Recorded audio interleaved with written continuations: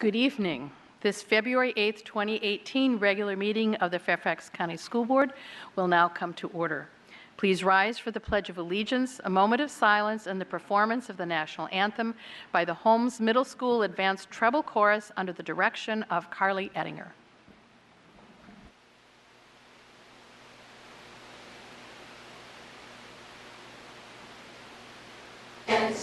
One nation, under God, indivisible, with liberty and justice for all.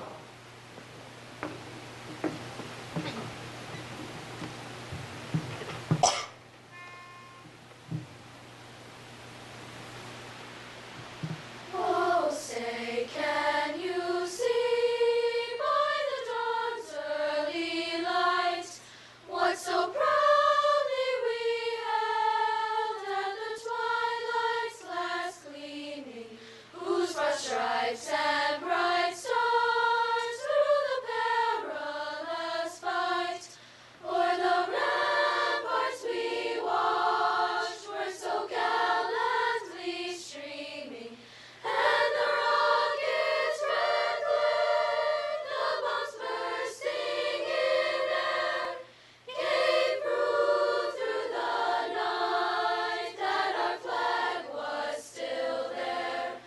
Oh, say, does that star-spangled banner yet wave o'er the land of the free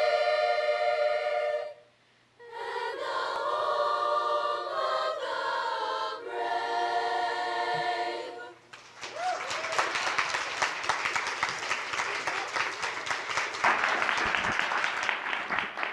That was absolutely beautiful, and I also wanted to recognize Principal Margaret Barnes, who's here with us tonight. Thank you so much, Mrs. Barnes, for being with us, and thank you, parents, for bringing your very talented children here tonight. Thank you. Yes, thank you very much for our students, your parents, and we always enjoy our wonderful musical renditions, so thank you. I'd also like to say that I believe Dr. Phyllis Pajardo, the Superintendent of Fairfax City Schools, is here with us this evening. Yes, there's Dr. Pajardo. Welcome.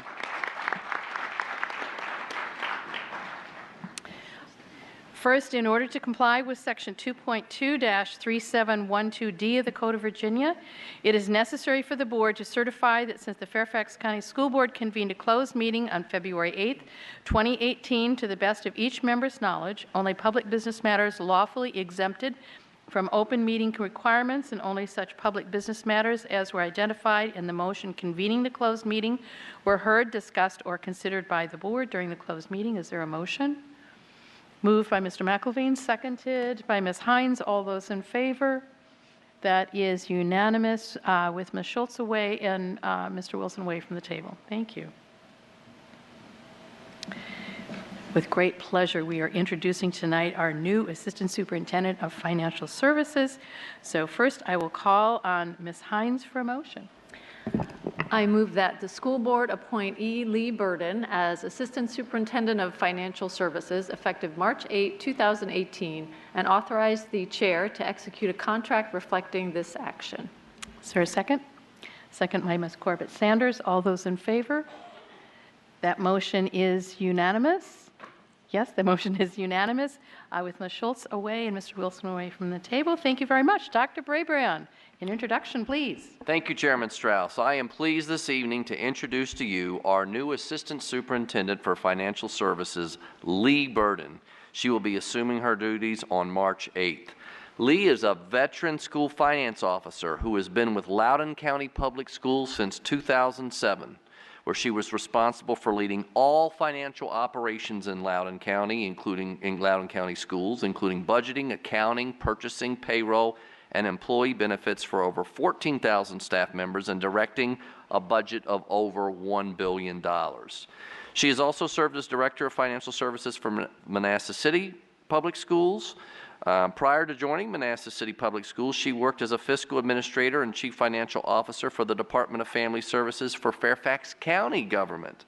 And she was a financial analyst and budget coordinator with Arlington Public Schools and a management technician in the Department of Financial Services for FCPS. So she is truly coming back home to Fairfax County, where she started her career a little bit earlier than now.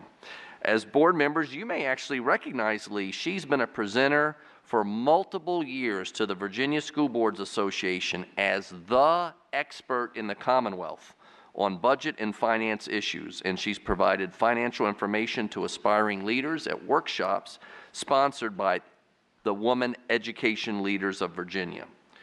Burden has earned her bachelor's degree in business administration from Radford University and a master's in public administration from one of my favorite universities, Virginia Tech. Ladies and gentlemen, please join me in welcoming Lee Burden to the leadership team of Fairfax County Public Schools.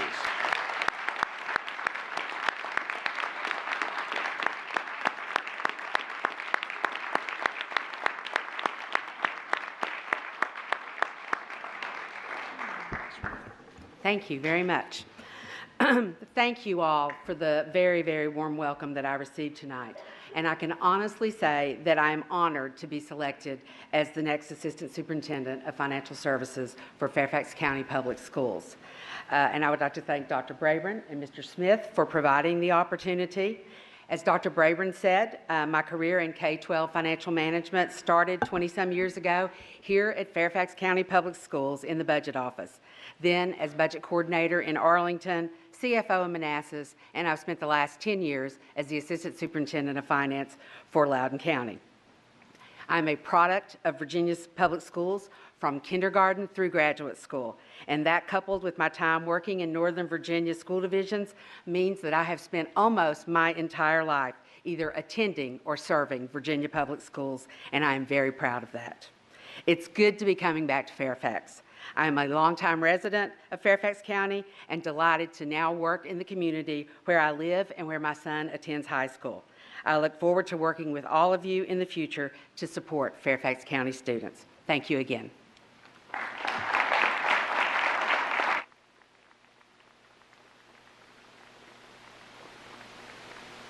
Again, thank you very much, Ms. Burton, for agreeing to join our team. We welcome you.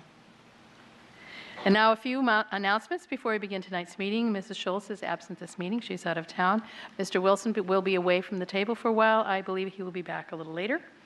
If you would like to review a copy of the agenda and any agenda item that is being discussed tonight, that information is on the table by the auditorium entrance. Tonight's agenda is available by going to the school board on the FCPS homepage and selecting board docs under upcoming school board meetings. The meeting is also being streamed live online. Select the school board from the full menu, then click on the Watch Live button on the school board meetings webpage. Please turn off or silence your cell phone. I will now call on Ms. Vedakonda for announcements. Thank you, Madam Chair. February 14th is Crossing Guard Appreciation Day. The Virginia Safe Route to School program has designated the second Wednesday in February as Crossing Guard Appreciation Day. This is a statewide event to say thank you to the individuals who help students cross the street safely on their way to and from school and will be celebrated in Virginia on Wednesday, February 14th. FCPS will observe the day by honoring 80 crossing guards who manage 174 school-related crossings every day. FCPS crossing guards are employees of the Fairfax County Police Department. While the focus of Crossing Guard Appreciation Day is on crossing guards and the work that they do, it can also be a good time to remind students how to safely cross the street. Thank you. Thank you. Now we have recognition of Custodian Appreciation Week, and I call on Ms. Hines. Thank you. It is such a pleasure to recognize the unsung heroes of the school system.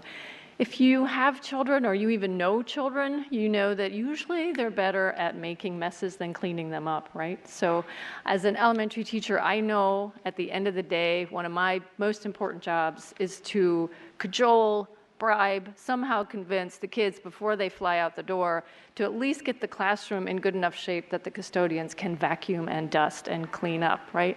And I'm always telling them, They dropped something on the floor. I said, well, who do you think is going to pick that up? And is it fair to add work to probably the hardest working person or people in this building? So I think it's really important that we take this time to honor our custodians. So here's the resolution.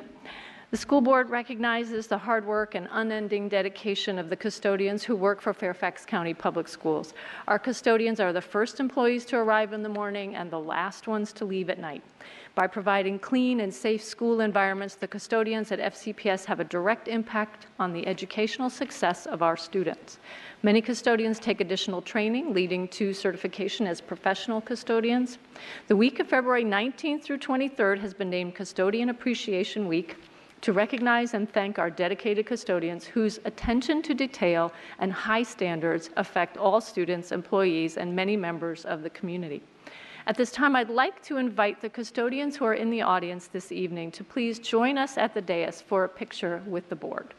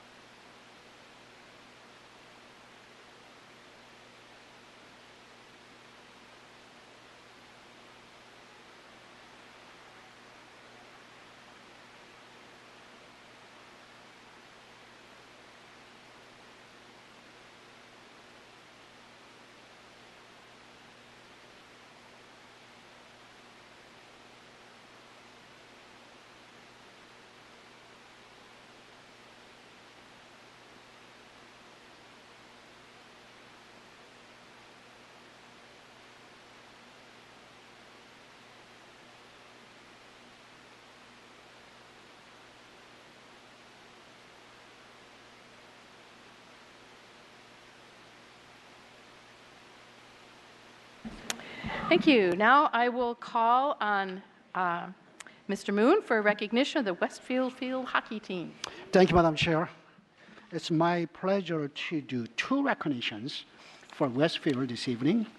One I'm doing on behalf of my colleague, Tom Wilson. This is for Westfield Field Hockey Team. Members out there? Okay, good. Good to see you guys. I saw you at the Westfield. Remember me? All of you.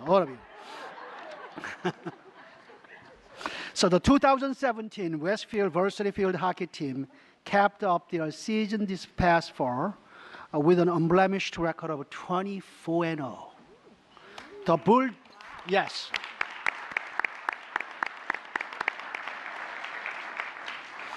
The Bulldogs gave up 7 defensive goals while scoring 89 goals. Westfield won the Concord District title, Region 6 North title, 6A Virginia State Championship. In the state final game played at the National Training Center in Virginia Beach, Westfield Westfield matched up against a 7-time state finalist, First Colonial from the beach. After scoring on a penalty corner from insetter Nikki McNamara to Mackenzie Carr for the first goal, First Colonial fought back to tie it up before the halftime. The second half proved to be an exciting game with the play going back and forth, but Westfield would continue to shut FC down, must be First Colonial, down and not let them finish in the circle.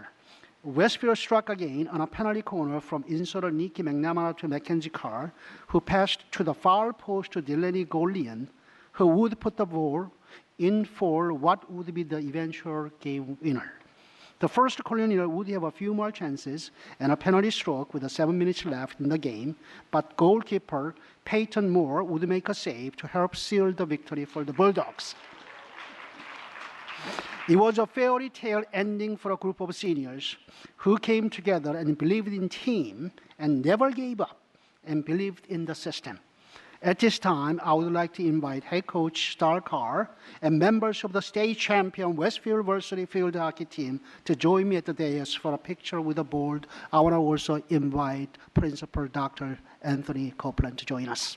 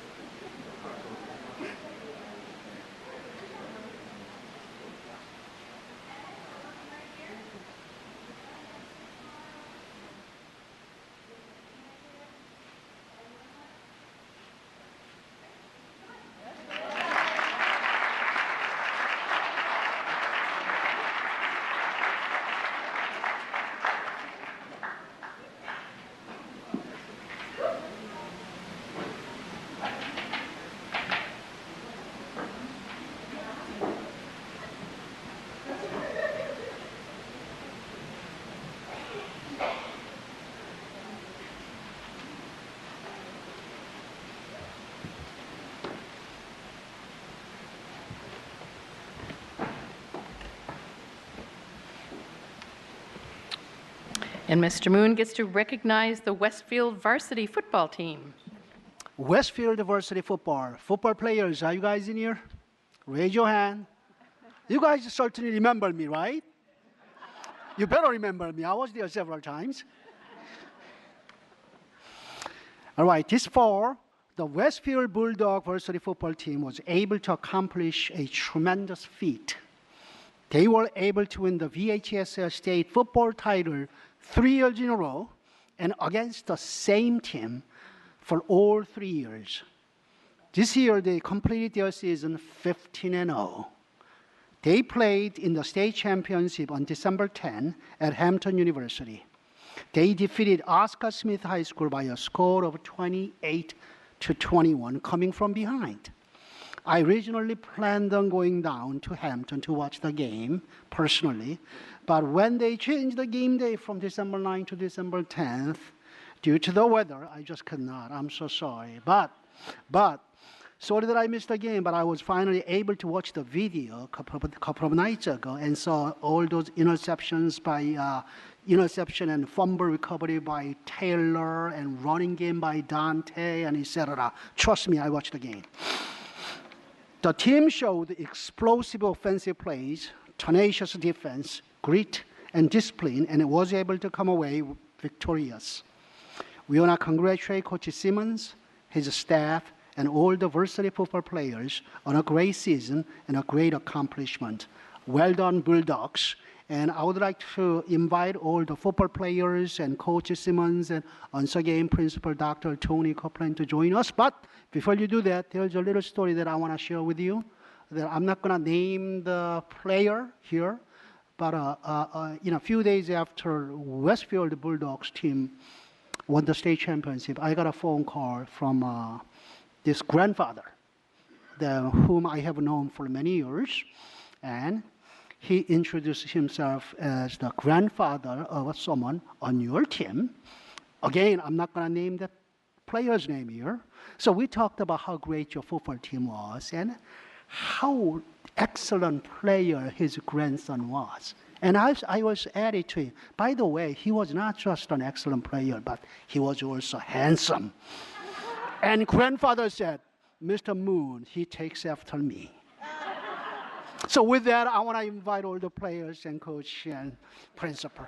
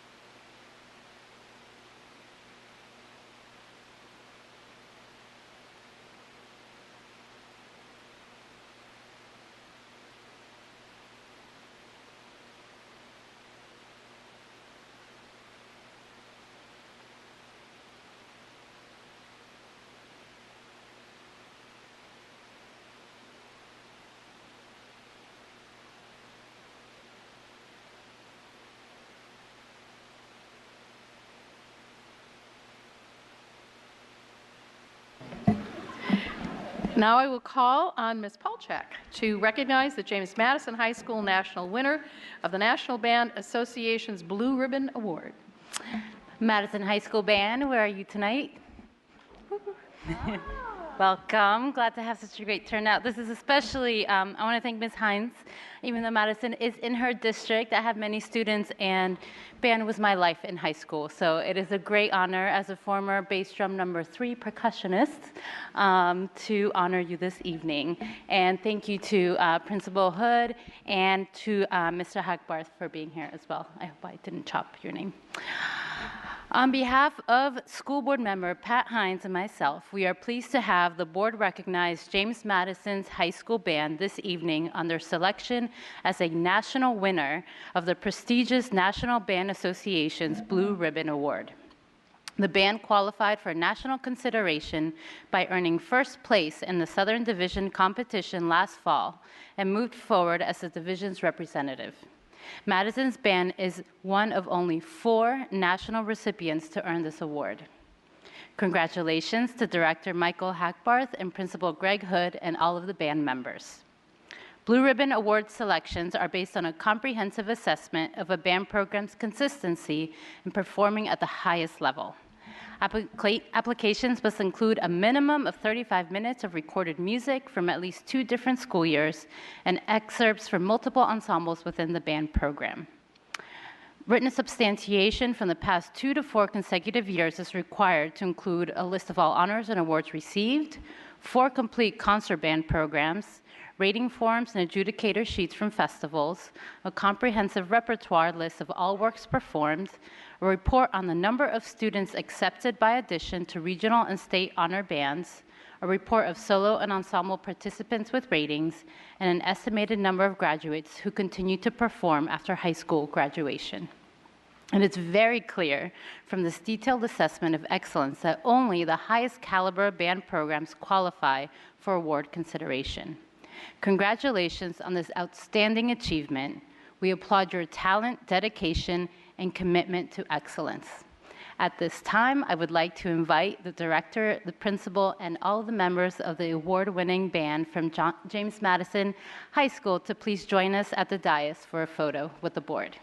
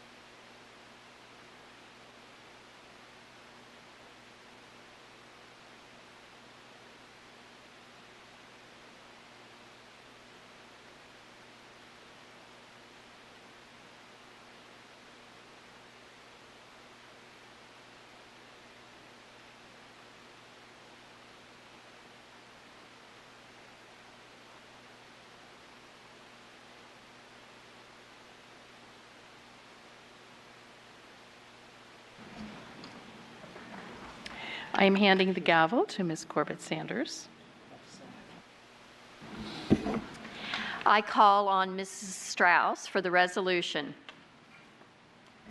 Thank you. It is bittersweet that I'm going to honor Susan Quinn tonight. So, Ms. Quinn, if you would like to step to the podium while we say kind things about you.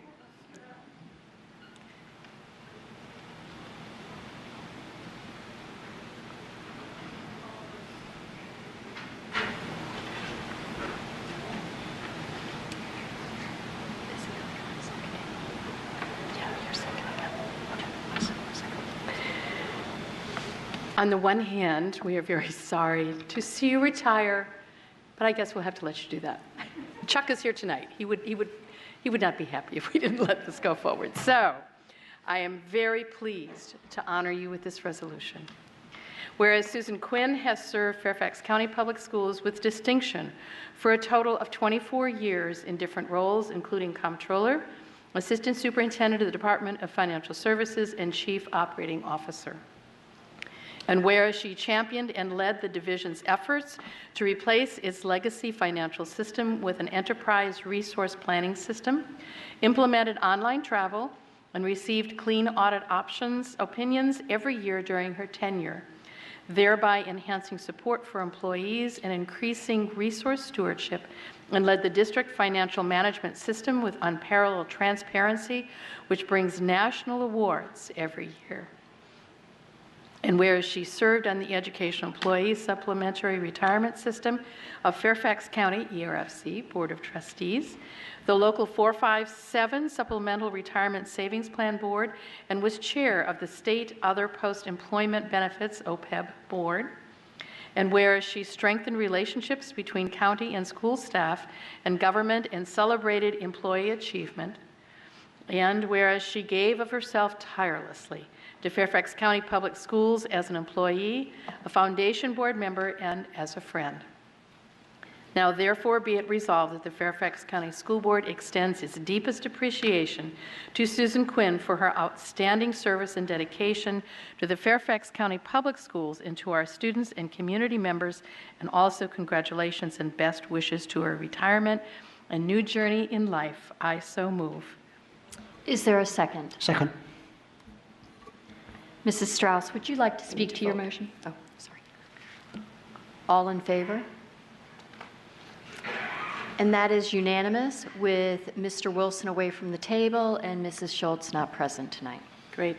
Thank you. It is with deepest appreciation and congratulations that we say goodbye to you. And I know that you and Chuck have planned some wonderful adventures which you so deserve.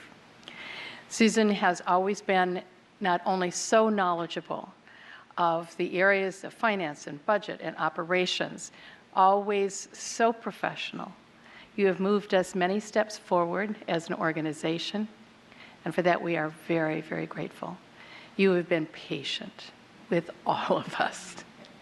We have a large board of 12 members, if anybody hasn't noticed.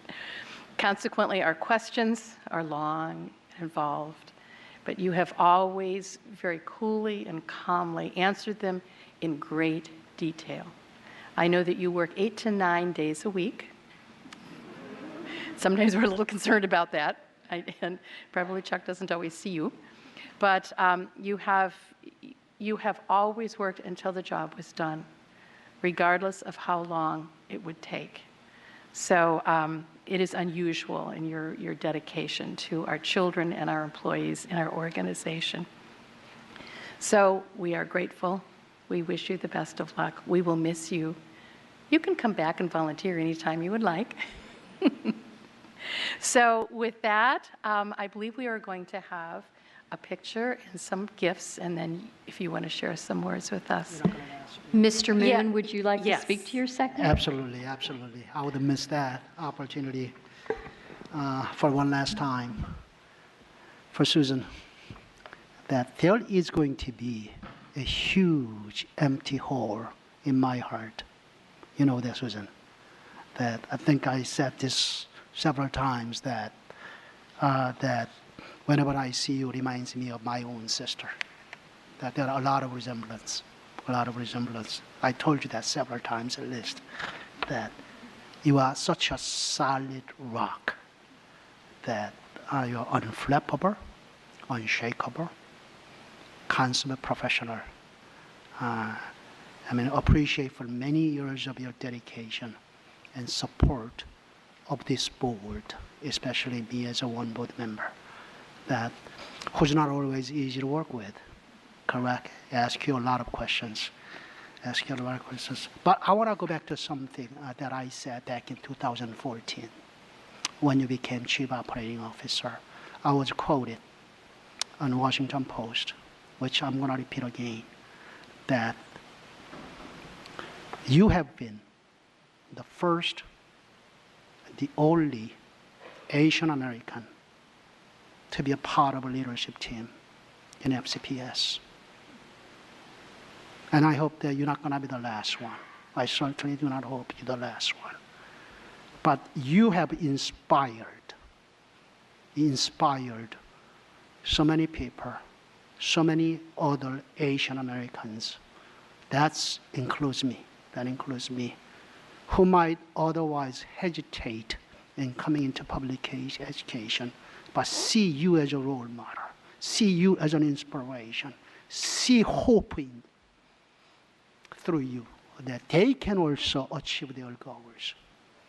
They can also advance, and they can make a good career out in public education.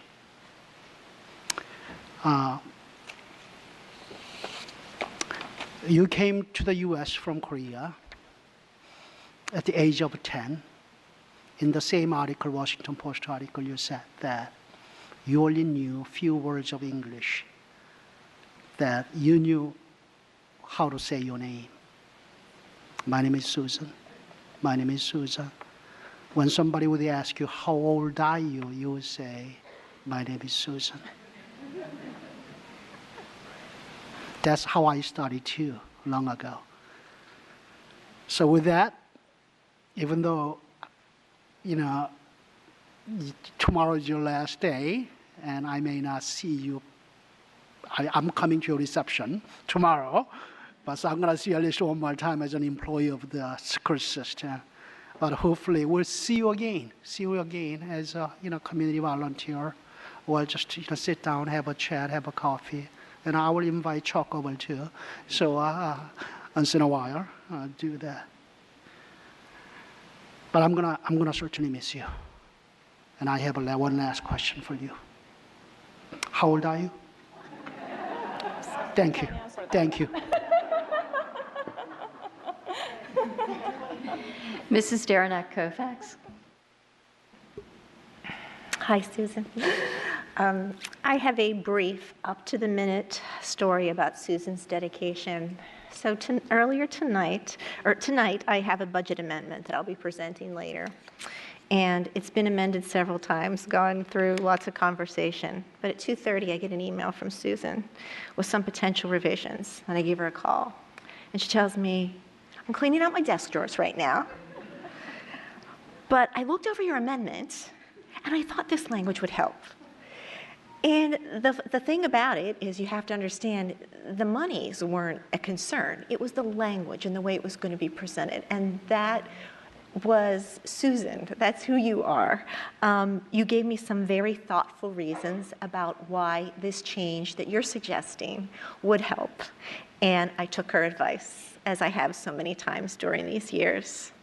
Susan, you're professional, you're calm, you're hardworking, you're dedicated, and you've never been too overwhelmed or too close to retirement to stop helping our system move forward.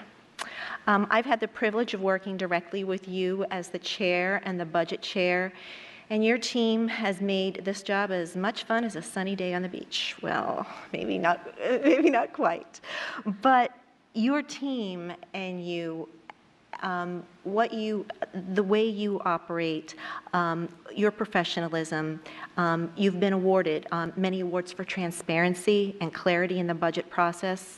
And I can truly say I've never had a budget question that has gone unanswered, and no matter how many times an answer has to be repeated. I've whispered in your ear a couple times, how do you do it? You've never lost your patience with this board, this community, or this process, or your service to our school system. So thank you. Chuck, it's nice to meet you. We wish you and Susan all the best as you begin this new life adventure together. Congratulations, and stay in touch. Mrs. Evans, please. Thank you. I want to add my words of thanks and praise for Susan Quinn. She was one of the first people to sit down with me when I first came on the board to try to explain the budget to me. If ever there was a big task to do, that was one of them. And since then, I've had the distinct pleasure of working with Susan as budget chair, as budget vice chair, and as chair as well. And it has been a true pleasure always. Susan is truly the height of professionalism. It doesn't get better than Susan Quinn. So with your, I would say your encyclopedic knowledge of our $2.9 billion budget, that's quite something to be able to say and to not only understand it, but to help others understand it. that's a different trade and a different skill set, and you do have it. As you know, in the last few years, our budget has not had a lot of humor in it.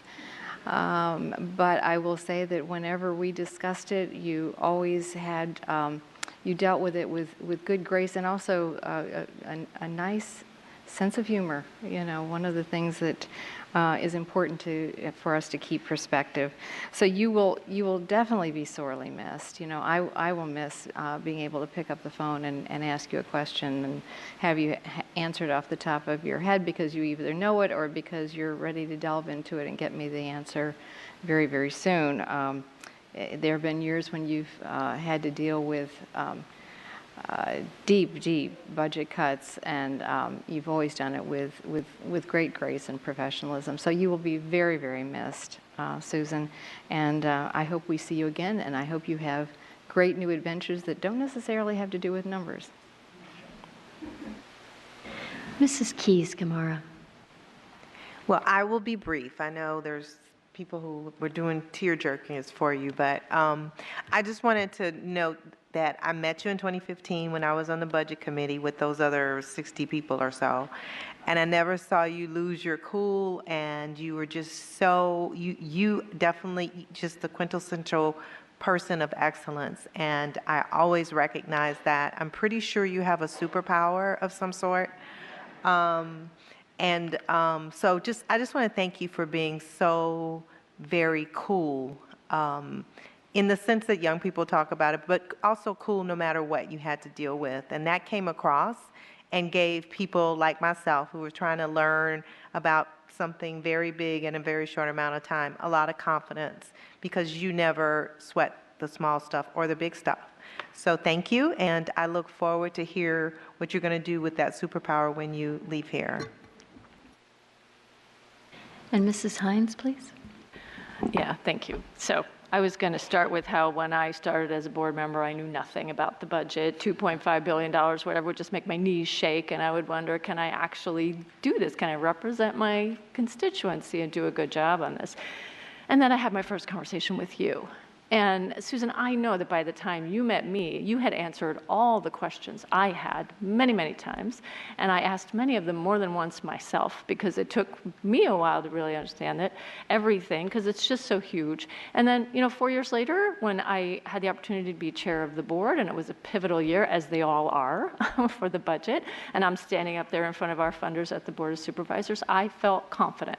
I felt like I knew what I was talking about. And that's on you and your team completely, 'cause I think it was Jack Dale who described you one time as, financial genius is about so much more than numbers.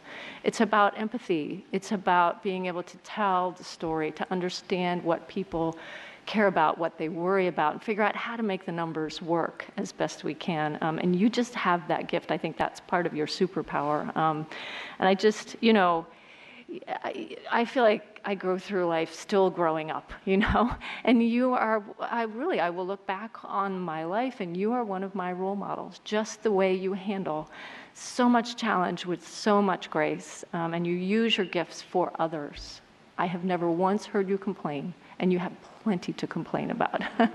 And so, I'll just end with, we owe whoever originally hired you, we, this board, this community, this school system, all these kids owe that person a great debt of gratitude, because you, I think, are one of the pillars of this modern school system. So thank you so much.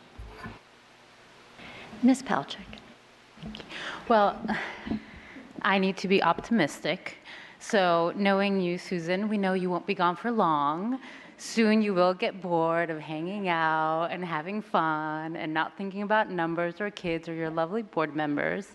In the meantime, I think so much has been said. Definitely you have been a role model. This is a role I had never imagined playing in my own school system. And I know that coming in as an educator without the financial background, without the knowledge of the operational side, you, your team, your work, your endless time, grace, style, empathy, knowledge. It's hard to quantify exactly how that impacts every single one of our kids every day. But knowing especially in what we've struggled in the past years with the budget, what you do, what your team does, I can imagine how much more we would have lost or had difficulty without you. I think you've always kept that in mind. You've always known that it's about doing everything we can with everything we have responsibly for our kids and sharing that with all of us and with the community. It will be some very big shoes to fill. I hope you enjoy her for a little while. And we will miss you, and on a personal level, it will be, yes, I'm not going to cry. But thank you, Susan, for everything. I wish I had more time with you.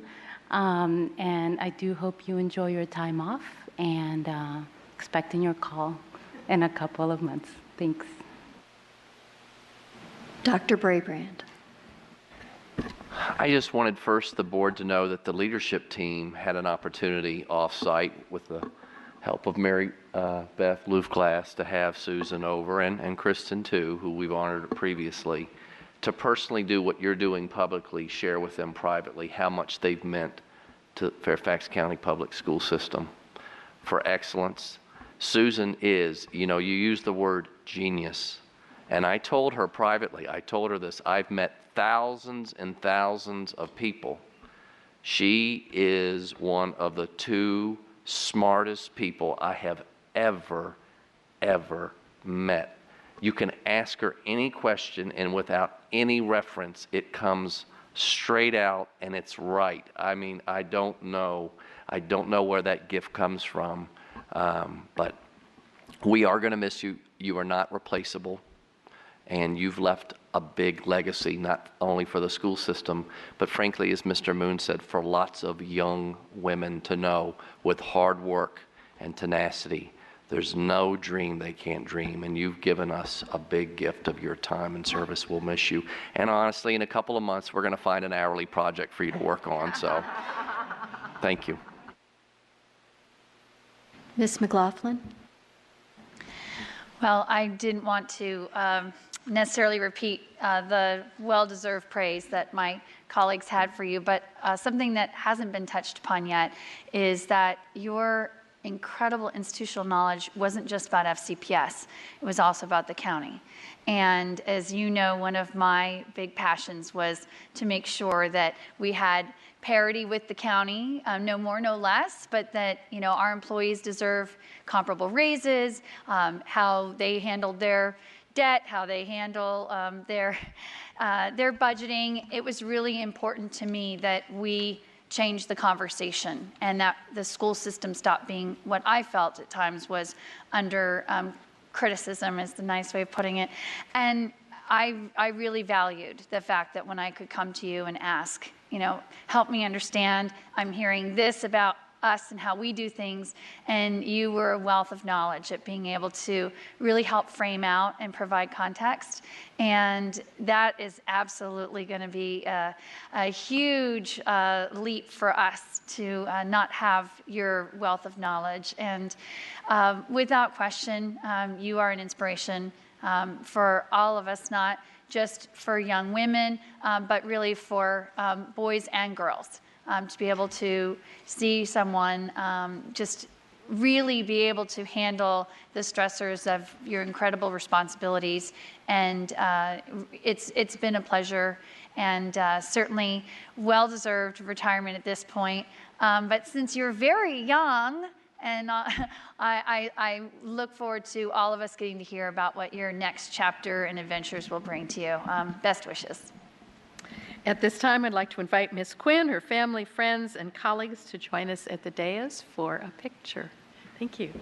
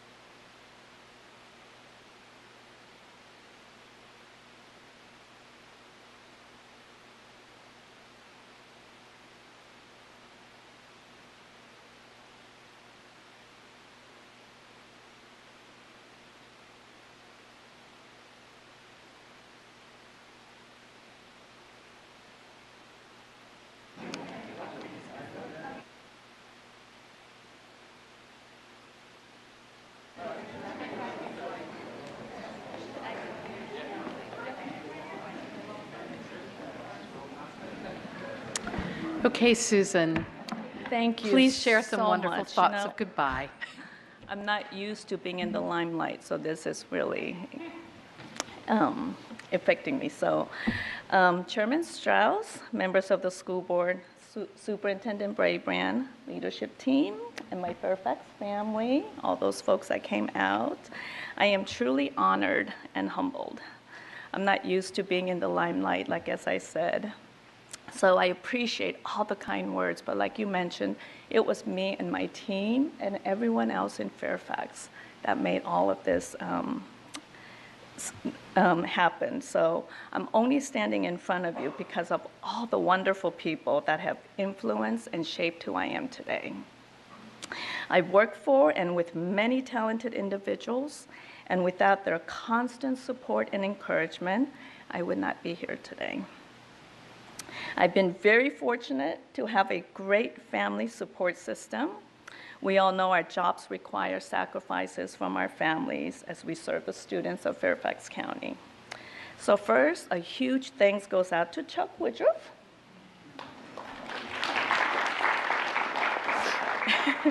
My partner and best friend, for his understanding all these years, waiting for me each and every night, and actually listening as I shared my experiences. And you know it's time to go because now he's limited me to 15 minutes. It takes a lot longer than 15 minutes to share my day. I also need to thank him for encouraging me to take more risks and giving me the confidence that I can do more. Who knows, without his support, I may still be searching for what I want to do when I grow up. I also need to acknowledge my parents, who moved here from South Korea some 40 years ago to provide better educational opportunities for their children, which we all took full advantage of. They also instilled in me the values and the work ethic that I bring to my work each and every day, respecting others and doing my best. And to the FCPS family, thank you for affording me the numerous opportunities. Being on the leadership team opened my eyes to the possibilities of what each and every child can achieve. I can't possibly mention all the folks that have made a difference, but I did want to recognize Dr. Dale for introducing me to the leadership team. Throughout my career, I have been surrounded by exceptional individuals who coached, mentored, and inspired me. We learned together as a team, no matter what position you held within the organization. We challenged each other, working late into the night to do better and to think outside the box. So when somebody said, "We've always done it that way," that's what our regulations say. We say together, who writes the regs? We do. As we pushed ourselves, we always had in mind the main thing, what's best for the students and the organization. I want to tell you a story about from early on. I worked with great leaders from the very beginning. You know, back then I was this typical bean counter. When I first started with the school system, a shy individual doing my thing on this tiny little desk that they assigned me. And then one day my coordinator approached me and said he had a perfect professional development opportunity for me. And I'm thinking, oh God, not another accounting course. I just got done with my CPA exam. I wasn't up for taking another class. But instead, he sent me to a training class called How to Be Assertive. One of the best I've taken to bring me out of my shell, and that was the start. Some of my colleagues agree now, or they say that maybe I didn't need that class after all. But I know it had a significant impact on me, and he knew immediately what I needed to succeed.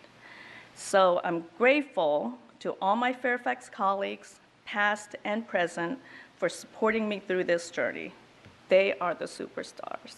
And you've all said, me and my team, they are the superstars. The Fairfax community should be proud. There is a quote in Good to Great by Jim Collins. get the right people on the bus in the right seat. FCPS is doing just that.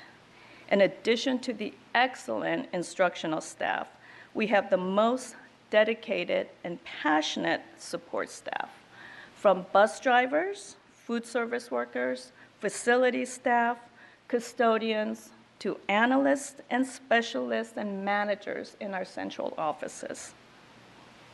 The support teams work tirelessly behind the classroom teacher to ensure a positive experience for our students and teachers. We all know that the classroom teacher is the most important factor in a student's success, but that success is only made possible by the incredible work and dedication from the support staff. I've always said that the support side of the organization is like a foundation of a house. A solid foundation allows for the amazing work in our schools. Yet at times, like many of us, and like a house, a foundation is sometimes forgotten. Behind the scenes, solid, it's good. But I know the school board and the superintendent are fully behind supporting all FCPS staff. They know that to sustain this premier school system, the foundation must stay strong to allow for the excellence and innovation to continue in our system.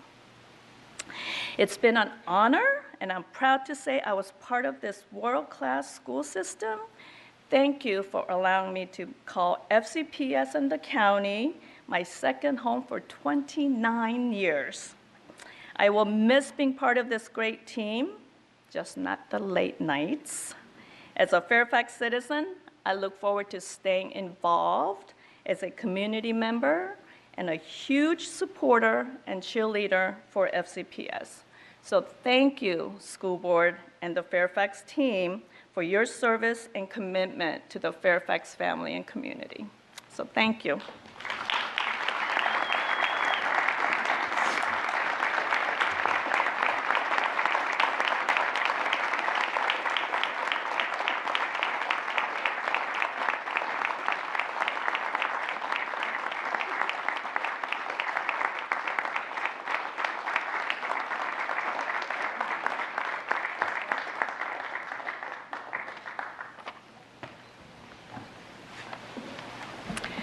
Thank you again, Susan. You are wonderful, and I'm assuming are you going to stay and help us with the budget tonight, or are you going home?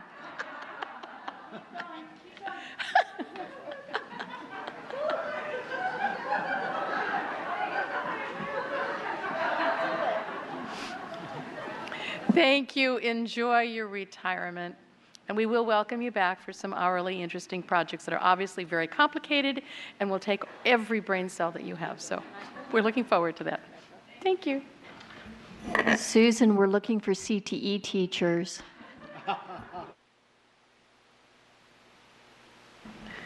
Okay, our next item is the establishment of the new Level 4 Advanced Academic Center at Bush Hill Elementary and adoption of a new pupil assignment plan.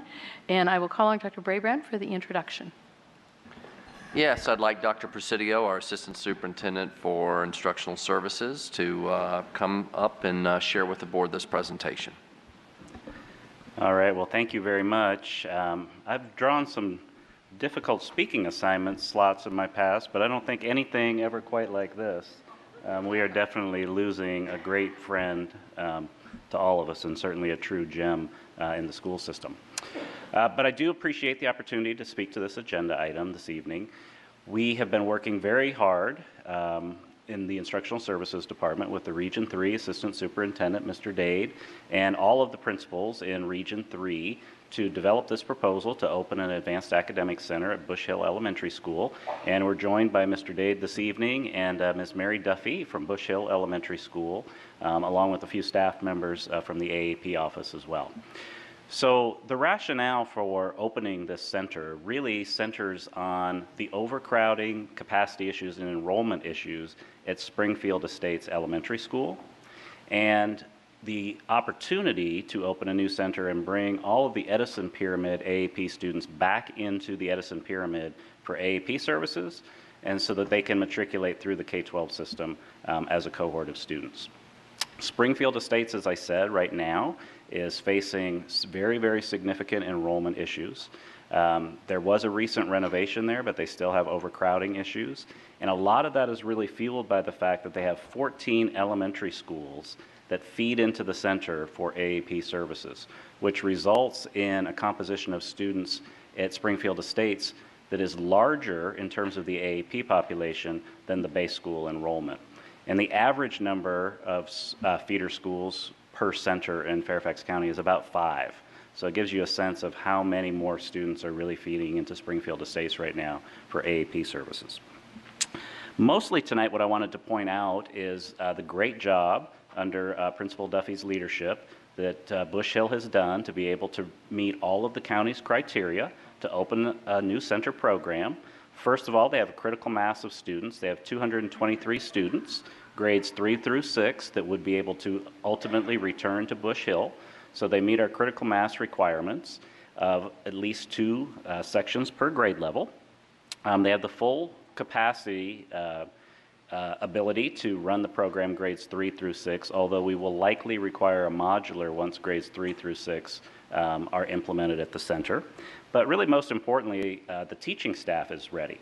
Under Principal Duffy's leadership, the staff has been highly engaged in professional development. We've been working very closely with them in the ISD office, and Principal has completed not only many of the courses, but she's completed many of the courses and worked right alongside the teachers to make sure that she fully understands the instruction that needs to take place in the center as well, and I definitely applaud that.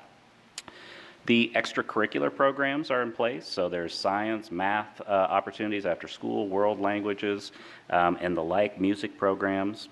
So they have really met all of the readiness criteria, and we've had a significant community engagement process, which will culminate in just a few moments with a public opportunity to have a forum session on the opening of the center. But we had 2 community events, one that was held at Bush Hill in October, one that was held at Springfield Estates in November. We had a community survey that went to all of the Edison Pyramid feeder schools into Springfield Estates Elementary, and we received 400 responses to that survey. 81% of the respondents favor opening a new center. 67 of those respondents favor opening a center at grade 3 next year, with grade 4 enrollment being optional. 32% prefer to open the center at grade 3 only next year and add 1 grade level per year until the center is fully completed and enrolled in 2021-2022. So notwithstanding the larger percentage of community members that would like to move forward a little bit faster with implementing the center, the staff recommendation is to open the center with grade 3 only next year and add 1 class per grade level in each subsequent year. And the reason for that is we have a past practice of really trying to make prudent implementation decisions and making sure when we open a new program that the quality will be similar to a well-established program. And that requires all of that readiness criteria to be met, as I mentioned. But we provide a lot of ongoing coaching and support when we open a new center. So working very closely with that 3rd grade team is going to be really, really important for us.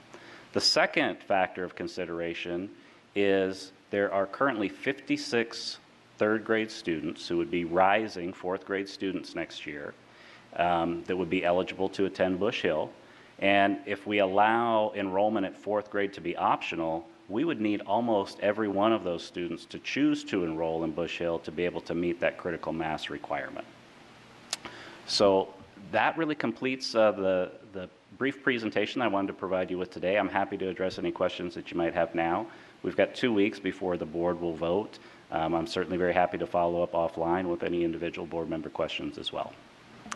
Okay, thank you, Dr. Presidio. I don't see any board questions, but we do have now a public hearing for the community to comment. So I will officially open the public hearing on the Bush Hill Elementary School Revised Pupil Assignment Plan and Optional AAP Center.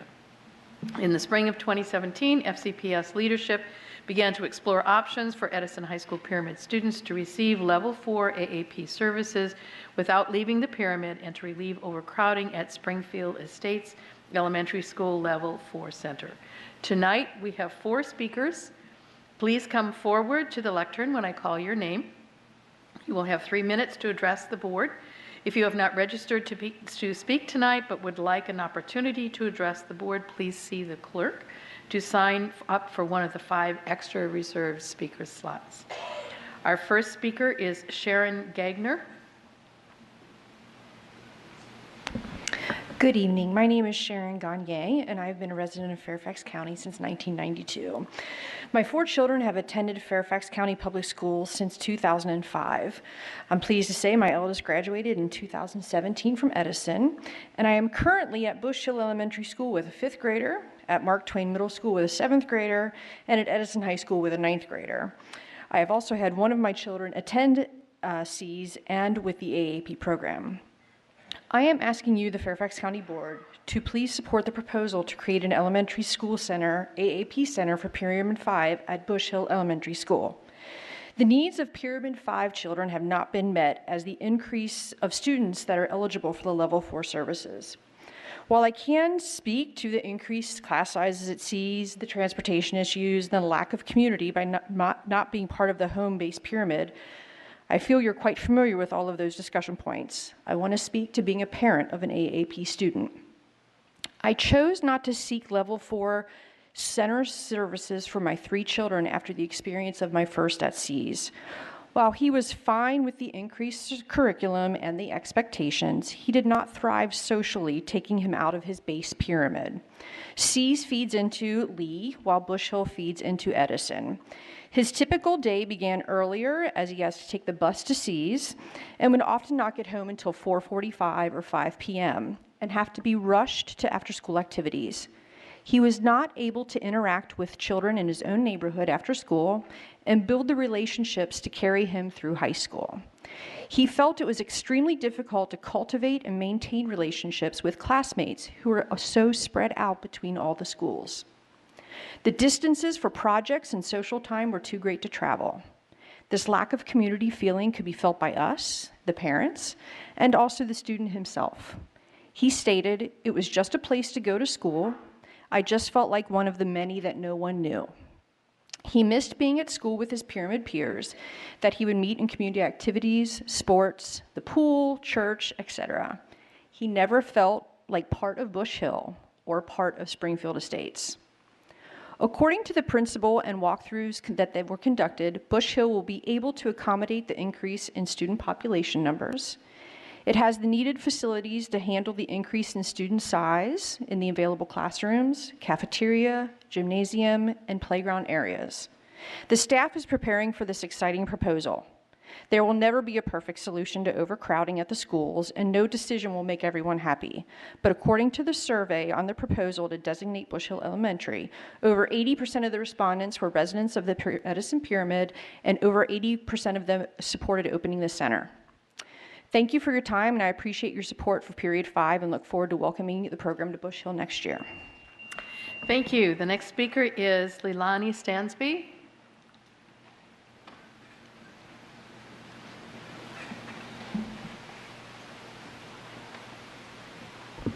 Hi, my name is Leilani Stainsby. I am the current president of the Bush Hill Elementary School PTA, Parent Teacher Association Group. I wanted to come and speak actually on behalf of the community. So, we had one of our members talk about the impact to the students and to the parents. Bush Hill is the most welcoming and inclusive community, I think, in all of Fairfax County. The school really prides itself on inclusion. One of the concerns that you hear in a lot of the advanced academic placement programs is an us versus them mentality. Specifically for some of the reasons that she mentioned. There are a lot of students who don't live in the community where the schools are. They find it really difficult to interact with the rest of the students, and it impacts their sense of community and ownership in their education. Whereas at Bush Hill, we are extensively experienced in actually having an inclusive community. Bush Hill is also the school that has a lot of the special education programs for the pyramid, and we have a lot of activities such as the Special Olympics program where we are bringing in the students with special needs and integrating them with the rest of the students. We have a buddy program, a Special Olympics team that has both the regular students and the special needs students all playing together. Come out and support us at the end of February if you have an opportunity. But that kind of inclusive community with over 30 languages spoken in the school and a real sense of community, I think is one of the things that's going to make Bush Hill a really great place for this advanced academic placement program, specifically because it'll allow the students in the Edison Pyramid to stay in the pyramid, to stay in the community. They'll be able to see their fellow students at the community events, at all of the after-school programs that we have at the school, and they'll be able to take advantage of the inclusion and community that Bush Hill has to offer. We do a lot of work with our fellow schools, both in after-school programs and in making sure that we are taking advantage of programs and are offering them to each other. So we have a lot of joint learning programs and some of our after-school activities as well. The parents are overwhelmingly in favor of bringing this program to Bush Hill. One of the things that we do want to make sure is that while we see 67% support for doing both third and fourth grade, anybody who's studied change leadership, which I'm sure a lot of you have, recognize that you sometimes have to go slow to go fast. One of the things that we really want to make sure is that we don't rush into this in a way that creates a lot of difficulties for the teachers and for the new coming students and the existing students as well. We really believe that if we go third grade only to start with, this will give the school and the Parent-Teacher Association, dealing with a lot of new parents, the opportunity to make sure that we're fully integrating all of the new students and that we can come together as an inclusive community, learn the lessons from that year, and move on to the next year. Thank you. Thank you. The next speaker is Monique Mitchell. Is Ms. Mitchell here? If not, Tina Williams.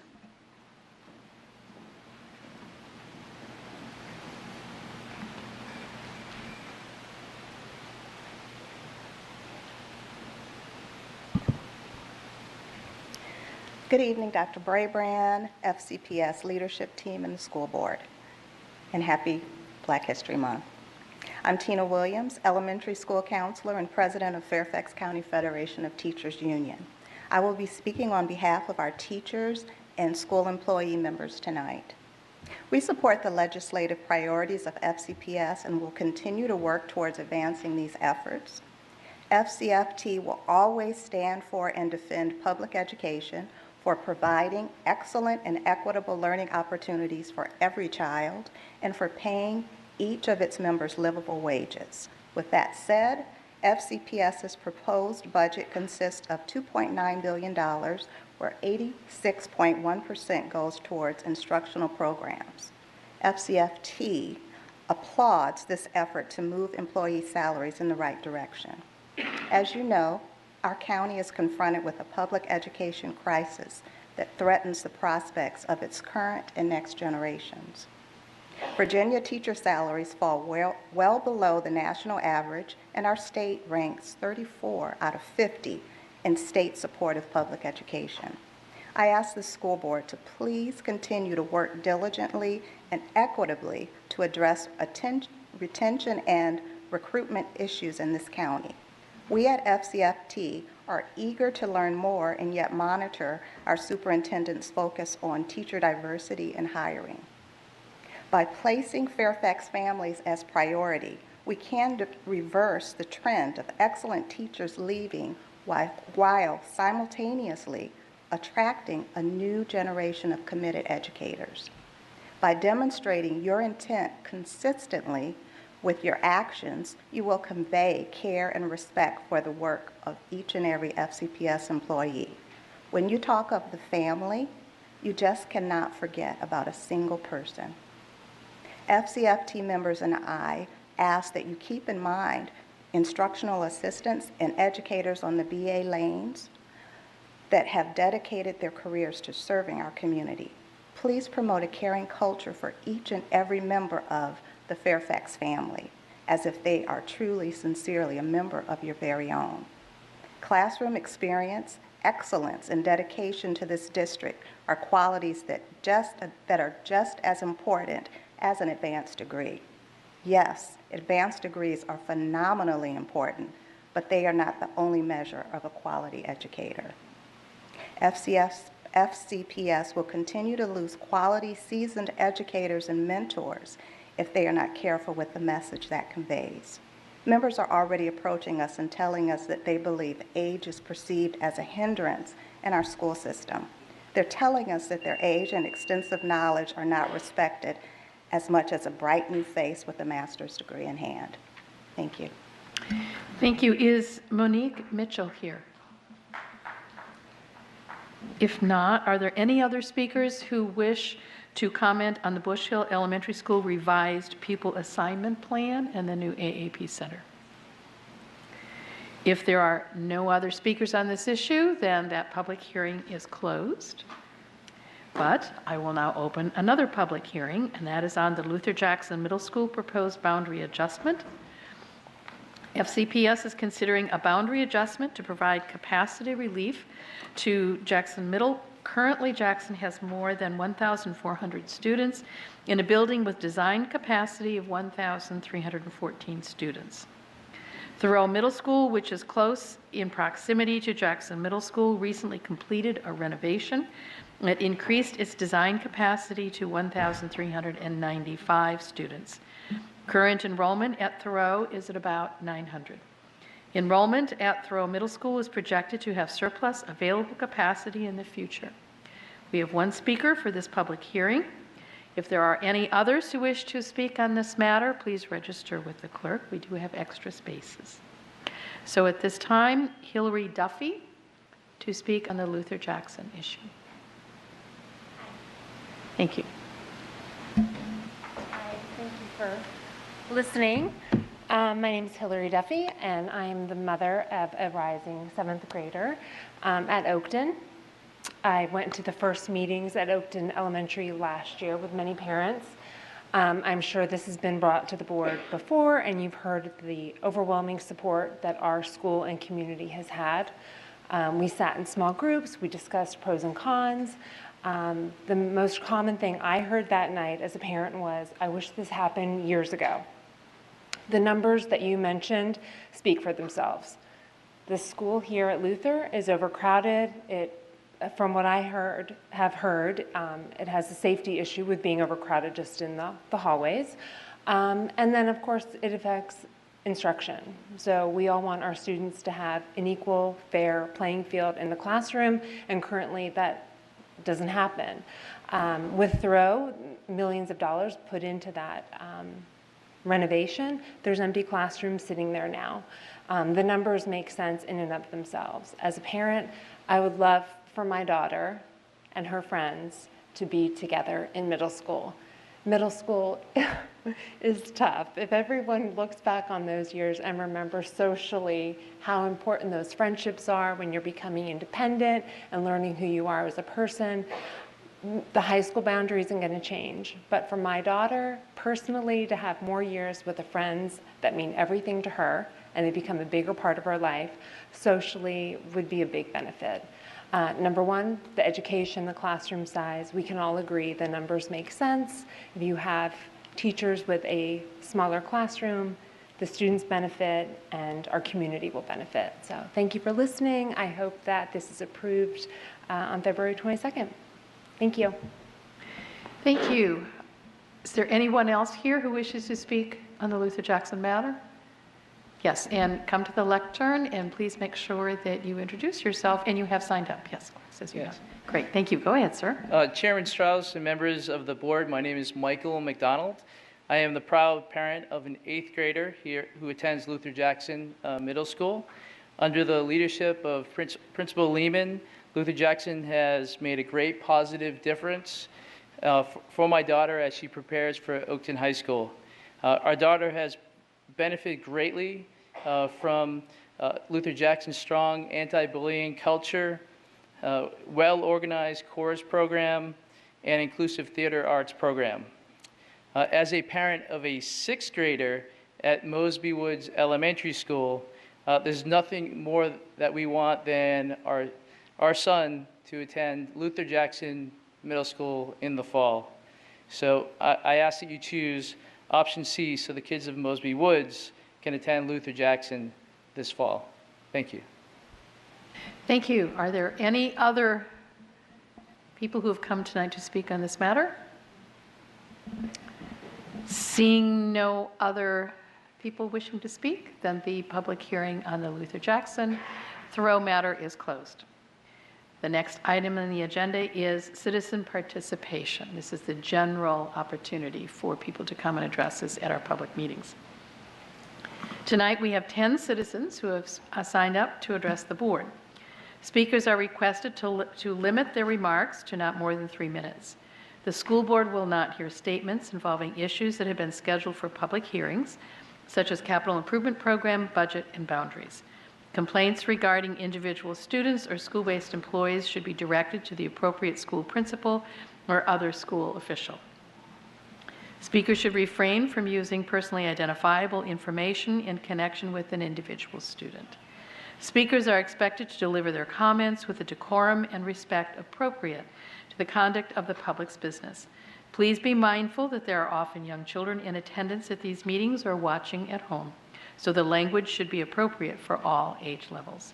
Thank you for your cooperation, and thanks to those who have come out to speak tonight. Our first speaker is Catherine Stewart.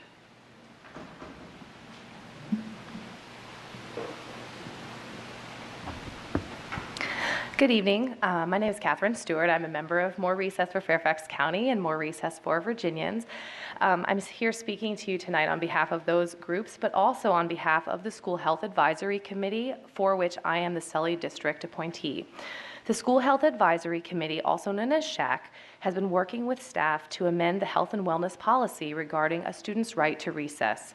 We on SHAC, as well as More Recess for Fairfax County, believe that kids need breaks to move and that our students have a right to participate in recess unless they are endangering themselves or others during recess. We propose adding the following language to Policy 2100. Recess should not be withheld to manage behavior or used for instructional activities such as completing classwork, homework, or remediation activities. If extenuating circumstances impact recess, the principal or designee will review the circumstances and take appropriate action in each case. This language provides a balance between the needs of students to participate in recess and not have their recess withheld, and the needs of educators who require flexibility because we recognize things happen.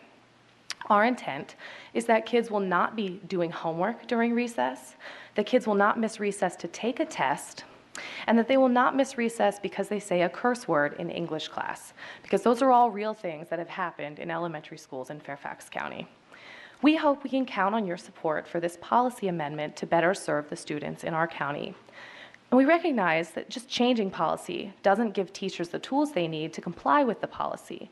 In addition to this policy change, the FCPS staff have told me that they will prepare professional development materials that will explain the policy to elementary school teachers and principals, as well as provide them with some information about the benefits of recess, best practices for managing recess in schools, and some alternative behavioral management strategies that don't involve withholding recess. More Recess for Fairfax County has offered to send resources and information to help develop these training materials, because we want teachers to understand that recess will help them in the classroom and that recess, especially recess outside, is important to the development of our children. Finally, I just wanted to give you a brief update on our state lobbying efforts. You can see now we have official T-shirts. We're all wearing them. Senator Chap Peterson's bill, SB 273, has passed the Senate. That one would include recess in the definition of instructional time. Delegate Carrie Delaney's bill, House Bill 1419, is up for a vote in the House next week. Her bill would not only include recess in the definition of instructional time, but would also reduce the amount of hours that must be spent teaching only English, math, science, and social studies. These two bills are a direct response to what you, the members of the school board, told us that you needed in order to offer more recess in Fairfax County. We look forward to working with you to expand recess in our county once those bills are passed. Thanks. Thank you. The next speaker is Rob Kerr. Mr. Kerr.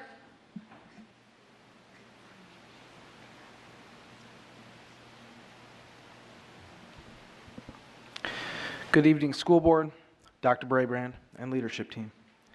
My name is Robert Kerr, and I'm a social studies teacher at West Potomac High School.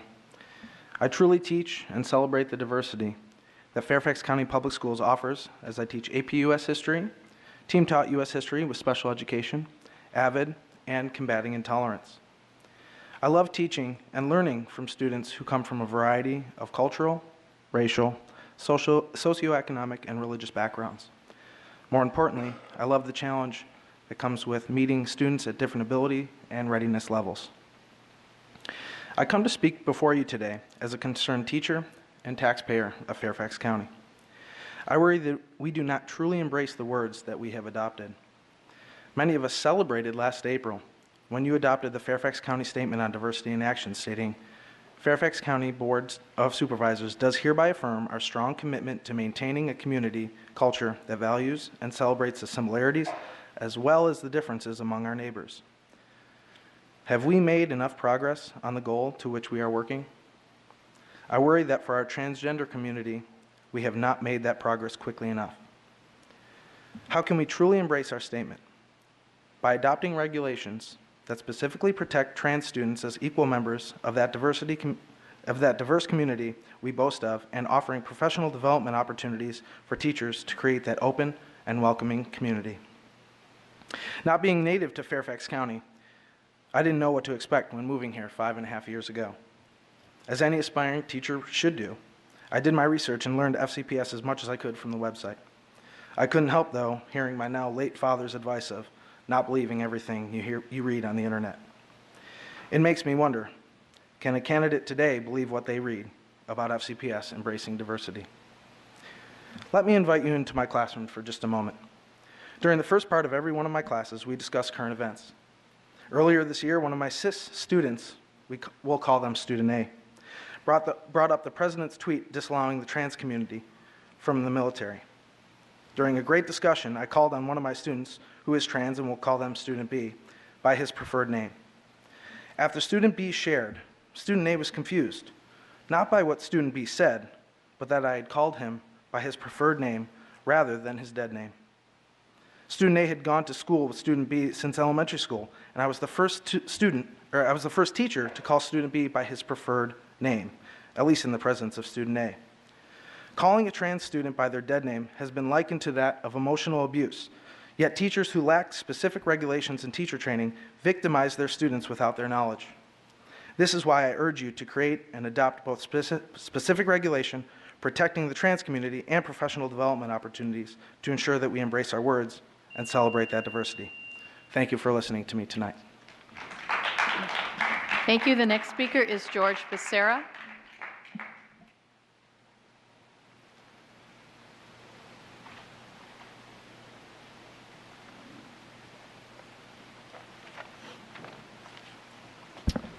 Good evening, Dr. Brabrand and school board members. I wanted to talk to you about 3 items tonight. Lucky enough, there's open spots, so I can talk on one topic and 2 extra ones that are not on. First one is your forum topic.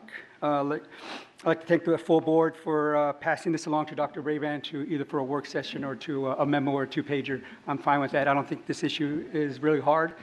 I think you already know what the areas that need to be worked on.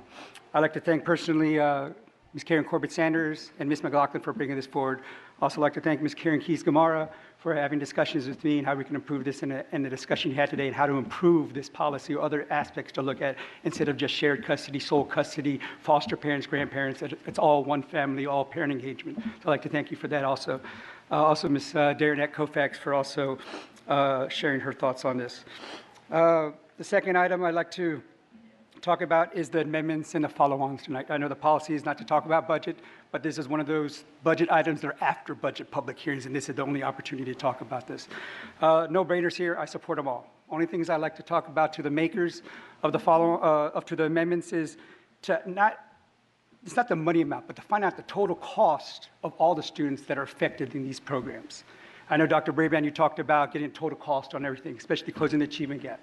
Obviously, the $1 million at East Hall Schools is not going to make the whole difference, but it will make a difference. The $250,000 for added for the budget, I understand that for the equity officer. This is just some baseline foundations or markers. So I hope more improvement will be on that on the total cost when you do the implementation plan. Third item I'd like to talk about is the recent article in the Washington Post about Black and Hispanics having a lower rate of the appeal process. Contrary to the belief, I've been in the system for a decade.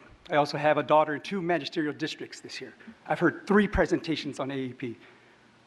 The things I see FCPS doing are pretty good. They inundate you heavily on PR and AAP from birth here in this county, and then also in day one from schools. Announcements on weekly parent folders. AAP is also on all the school websites. It's on AAP information night. Now and then, parents have to take ownership. I know some minority families or people think it's the system, but sometimes you have to take ownership for your child's education. One thing I could suggest, though, is in the literature and the presentations, I never hear the appeal process. Parents don't want to realize that their kid might not get in or they fail, but they need to hear that and then know their rights as parents.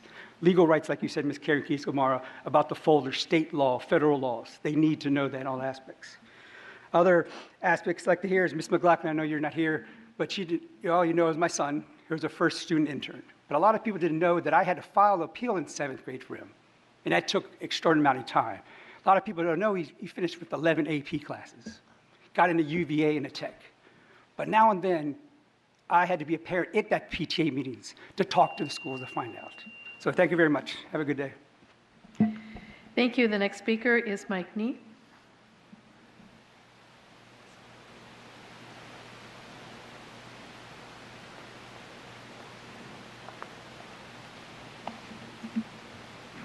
A few weeks ago, my son, a 7th grade student at Rocky Run Middle School, he told me excitedly, "Dad, we'll have a new gym and a new locker room." Dear school board, I will talk about Rocky Run renovation projects. The good news is the county has on-site staff overseeing construction, planning, and updating to the staff. The fund has been set aside from the school bond for this important capital improvement project. And in 2020, the students will enjoy new classroom, new gym, new locker room, new furniture. That's great news. But how many other students or schools are in dire needs for capital renovation, reconstruction, and repair? How can we make our taxpayers' money the biggest bang of the expenditures? A most recent study from the county contract management audit shows that we have a lot of things to improve on. Mainly, the sole sourcing contract. As we all know, at the federal level, the sole sourcing is about only 20%. Majority of the contract is granted at a request for proposal or invite for competition for bid. The reason is sole sourcing is wasteful and inefficient, using Obama's word. But in our county, our sole sourcing is 67%. It's tripling the national average. We all know by sole sourcing, you invite fraud, you invite waste, you invite conflict of interest. Look no further than the battle for kids, the sole sourcing vendor under Superintendent Dr. Garza. So I ask you 3 questions. So where is the status of the investigation of Garza's connection or even conflict of interest with the battle for kids vendor? Second question, why are we still allowing the battle for kids still serving our county even under the investigation? And number 3, when do we get rid of the sole sourcing? We implement the request for proposal and invite for bid. When I see my son's excitement in his eyes, I want every child in all our county can benefit. The more capital improvement, the more new classrooms. We have to work together to make sure all our money are well spent, well controlled, and we eradicate fraud and the sole sourcing contract. Thank you. The next speaker is Tony Yang.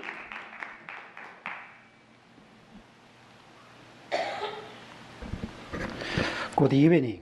Thanks, school board, and give me opportunity to talk here about security and health of students and staff. So first thing, I'll talk about safety. Safety, I mean, it's an issue for every school, not just for Fairfax particular. I still remember in 2012, December 14th, a severe tragedy happened in Sandy Hook Elementary School in Newton, Connecticut. A guy with mental health problem had a gun and went into the school and killed 20 kids there. Those kids are just 6 to 7 years old, and 6 or 7 staff are also killed. In this country, I mean, in any country, there are a lot of people has problems or crazy. And particularly in this country, it's very easy to get a gun. So the security is, I mean, it's past several years, but we still need to remind the school board and the management that it's an issue for our country, and it's also an issue for Fairfax. Particularly, we know that for recent years, there are risks of gang activities like M13 infection in Fairfax County, in the community, even probably in the school. So we need to address those things. I don't know. I mean, the school generally does good. Probably, I don't know, we can have a police officer to patrol the school in the morning and afternoon time, or randomly patrol so that to scare those people away so that students and the staff feels kind of safety. So the second thing I want to talk about is health. As this is not particular to Fairfax, but it's also a general problem. So I know several school districts has talked about allowing boys into girls' bathroom or allowing girls into boys' locker room. As parents, many parents really have concern about this, because I heard that some kids are just scared to go to the bathroom, so the whole day, they just hold the whole day in the school day, and when they get home, the first thing is rushing to the bathroom. So little kids, they are very scared of things like this. And we usually, I mean, if you're a bad member as your parent, if you want your kids, if your daughter in the bathroom with a boy, if you want your daughter get into the locker room with a boy, if you think if you have your kids in that situation, you vote for it. If you don't want your kids into that situation, don't vote for it. But don't cheat yourself. Thank you very much. The next speaker is Robert Rigby.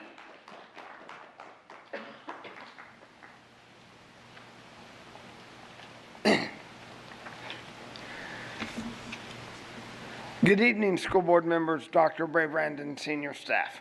My name is Robert Rigby, Jr.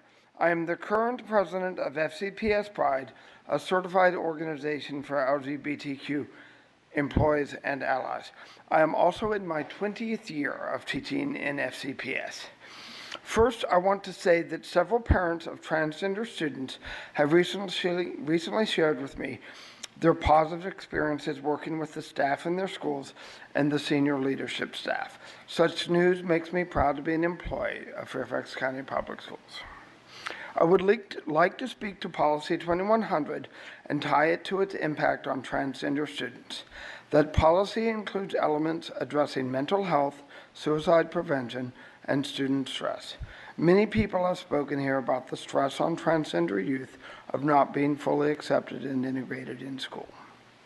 I will encourage you to take the simple step of resurrecting the regulations proposed by the superintendent in July of 2016. Many parents, teachers, and students have expressed that while our system may not be terrible, it is far short of ideal. A group of parents of transgender students has recently formed in Arlington County Public Schools to advocate for much the same thing that we are advocating for in Fairfax. We could wait for Arlington to go first.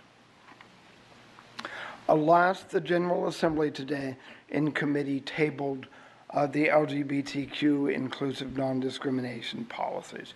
That would have made our work here in Fairfax much easier. Do we wait for another draw from the hat? Do we wait for another election? Do we wait for redistricting? In courts, the district and appellate courts across the country are ruling in support of trans students. in Wisconsin, in Pennsylvania, in Illinois, and Ohio. And the Gloucester case is still pending. Do we wait for the Supreme Court?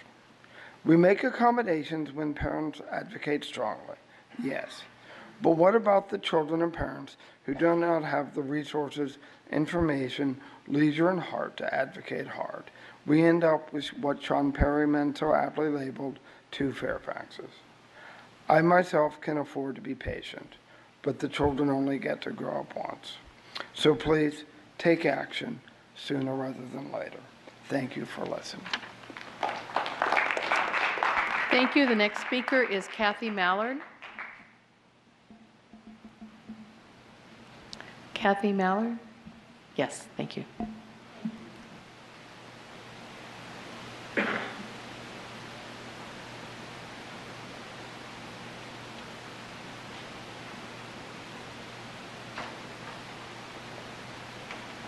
Good evening. I don't have my glasses with me, so I hope I can read this.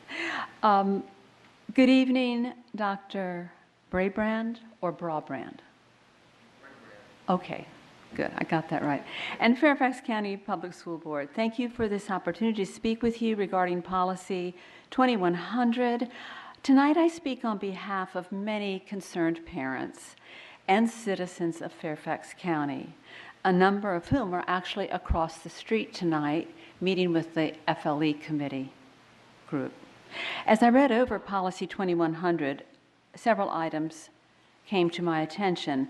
First of all, under purpose on page 1, Fairfax County Public Schools places the health and wellness of FCPS students and staff members at a level of importance no less than that which is accorded to academic achievement.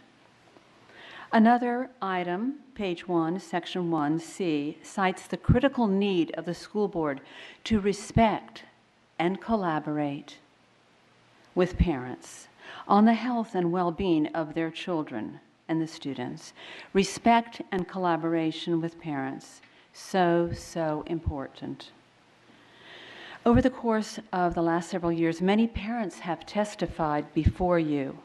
They have invested a great deal of time, research, and expertise to prepare well-researched statements regarding a variety of student health issues, including teen suicide, the dangers of drugs, family life, sex education curriculum, and of course, the transgender policy. Occasionally, some breakthroughs are made, and we are very relieved that the book Locker 15 about teen suicide was removed from the health curriculum. Another item, page 4, letter F, number 2, cites intervention of students with mental health issues and the importance that school officials provide information and resources to families to support access to mental health care outside of the school system. However, some school officials appear to be pushing the dangerous and harmful policies to promote gender dysphoria, transgenderism, ignoring factual, medical, scientific data which explain that it is a mental health issue. Some school board members appear to lend greater credence to individuals and groups who emotionally advocate for the reinstatement of the illegal and very harmful transgender regulations, which were suspended in 2016 only after a long list of legal, health, safety, and privacy questions were submitted to members of the school board and to legal counsel. These questions have yet to be answered in full. You have heard from others about the many groups whose rights are ignored by the implementation of the transgender policy. Female students, special needs, just one more sentence. Female athlete students who adhere to strict religious beliefs. Elevating a tiny group with a mental health disorder while punishing the rest does not show respect for the vast majority of your student body. Attached to the statement I gave you is the ADF, Alliance Defending Freedom paper, outlines a fair and equal process. Thank you very much for this opportunity, and on behalf of so many students and their families, we implore you to please read through the Alliance Defending Freedom paper. Thank you very much for this evening. Thank you. The next speaker is Alan Telecki. Alan Telecki.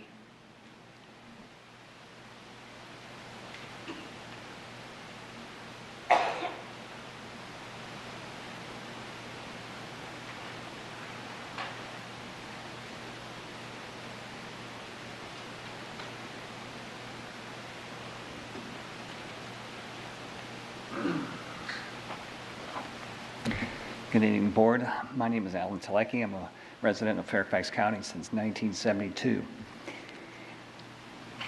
I'd like to speak on the Policy 2100. I'm very concerned with regard to anything related to health, safety, and the well-being of the children in schools.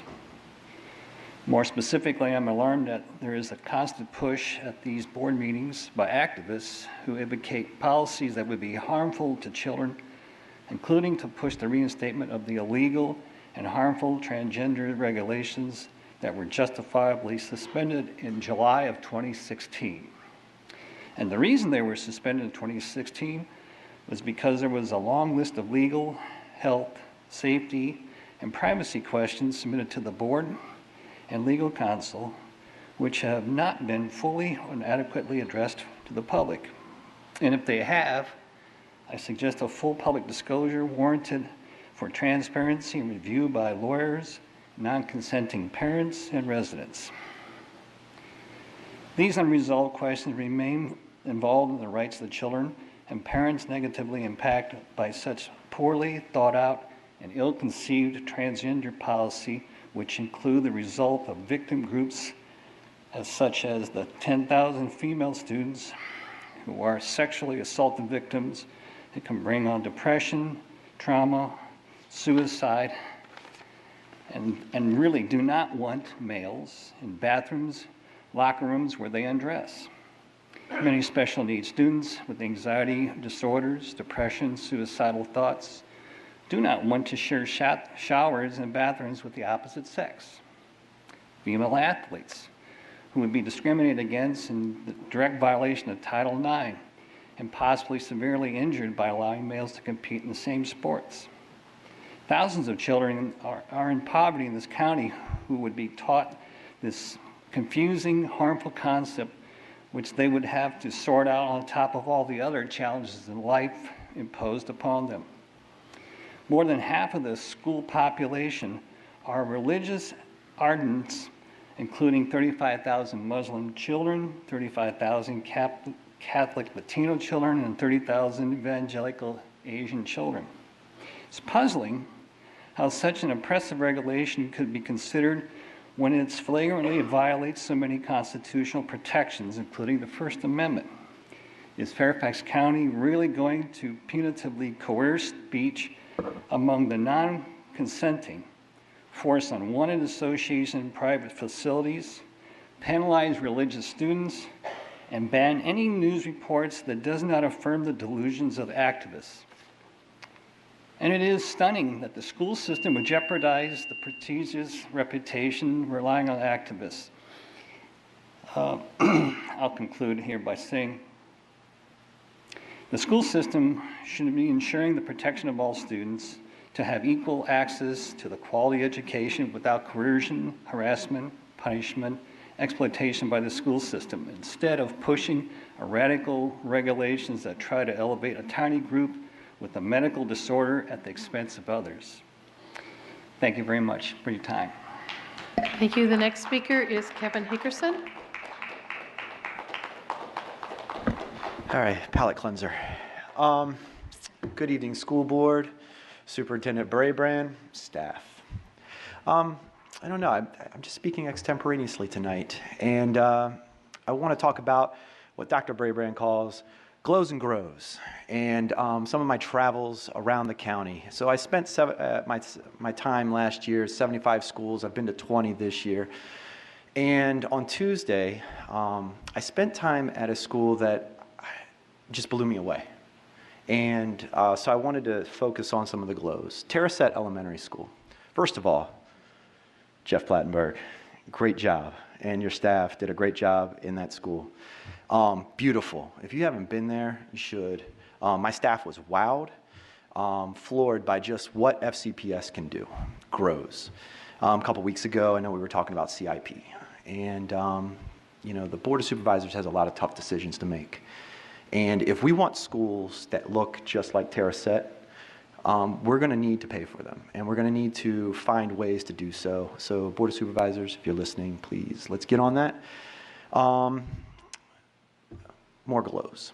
So when I was at the school, I was, the break room is interesting. It's, where people discuss things. Sometimes they tell you to avoid the lunchroom with your faculty because sometimes it can be negative sometimes. You're talking about things, students, it just, you just avoid it in most instances. But this one, I was there and they were just all bright and chipper about the great stuff that they were doing there. And I noticed that they were all wearing these buttons, and it says Teach Peace. And I mean, everybody had them on their lanyards, had them on their sweaters. And I asked what it was all about, because that's a lovely sentiment. And, back in the winter break, there was a great tragedy that happened in that community. And they decided to show their support for their community by putting on these buttons and telling their students that we need to be peaceful in this world. And it's like one of those small drop things that you just, one drop here, one drop there, and it all of a sudden turns into an ocean of sentiment that is great. And that is good things that are happening in FCPS. Sometimes it's just not about the academics. It's about what we can do as human beings to teach empathy to each other. So, glows. Grows, I didn't see any there. I know that there probably are, but Lindsay Trout, you get a shout out as principal of that elementary school. Your staff has a lot of great things to say about you. And so that's it. Thank you. Thank you, Mr. Hickerson. Teach Peace. I like the idea. If they would like to send us some of those buttons, I think we would welcome them. Thank you very much. Our last speaker is Marcia St. John Cunning. Marcia.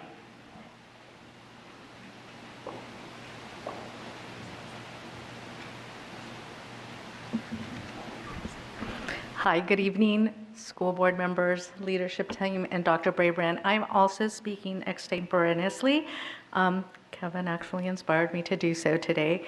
I'm here to definitely give a glow and to thank all of the support that the school board and the leadership team gave last year to the initiative to help get parent liaisons, some of them contracted positions.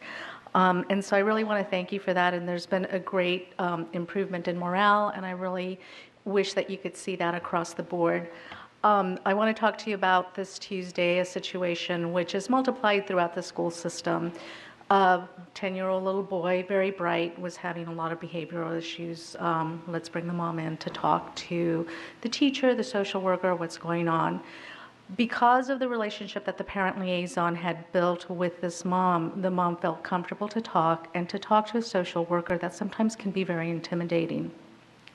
Mom shared her story. When her son was 5 years old, there were bullets that were flying over the courtyard where he was playing, and he saw his father shot. Someone covered him and said that everything's going to be okay, and it was, except for that Dad was shot. The parents stayed in that community. Dad was not fatally shot, but had to leave the country because his life was in danger. A few years later, Mom, who was still living in the country, was beat up as she was trying to protect her 3-year-old sister from his 3-year-old sister from intruder because she was being raped by this person. Mom was able to prevent the rape. The son saw it, and Mom left with her kids and went to a cousin's house. She said, "I can't go back. They're after me." The cousin said, "I have $200. She goes, "I'll take it." 6 months. It took them 6 months to walk across 3 countries to get here. They were able to get political asylum. Because she was able to share that story, that family is now getting help because of that trust. This is one story of hundreds across our county. I'm here to say to you that in order for all of our students to achieve the excellence that they should achieve, and in order for this little boy's future to be as bright as he is, which I think will happen now because he's getting the help, that you need to support the personnel that helps those families. Equity begins at the top. We must model what we preach. So I'm asking you to keep growing your support and to make the Parent Liaison Program across the board something that all the equity that the 35 that have it now gets spread across the board. Thank you. Thank you. And thank you to all those who have come out to speak to us tonight. I will call on Ms. Fedekanda for student representative matters, and I believe we have some Boy Scouts in the audience as well. Thank you. I'm going to start out with the Boy Scouts because I know it's getting late. So will the Boy Scouts from Troop 1978 from Vienna please stand to be recognized? These Boy Scouts are earning their Citizenship in the Community badge, and I would just like to join the rest of the school board in congratulating them.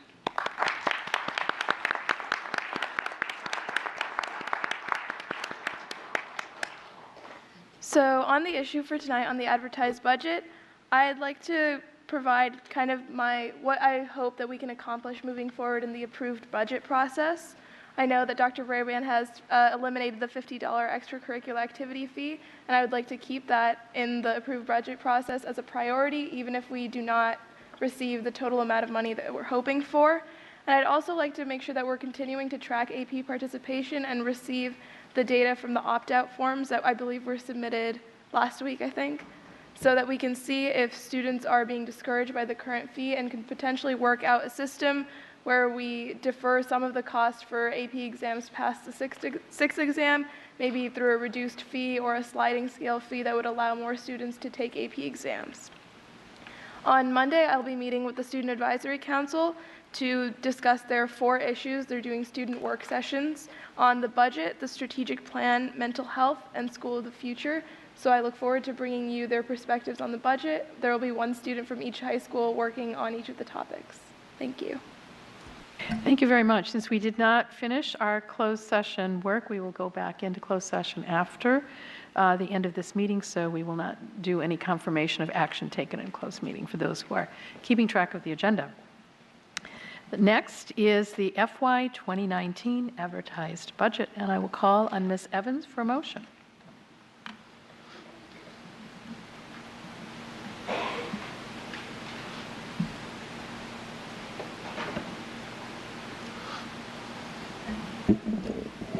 I move that the school board adopt the FY 2019 advertised budget as detailed in the agenda item.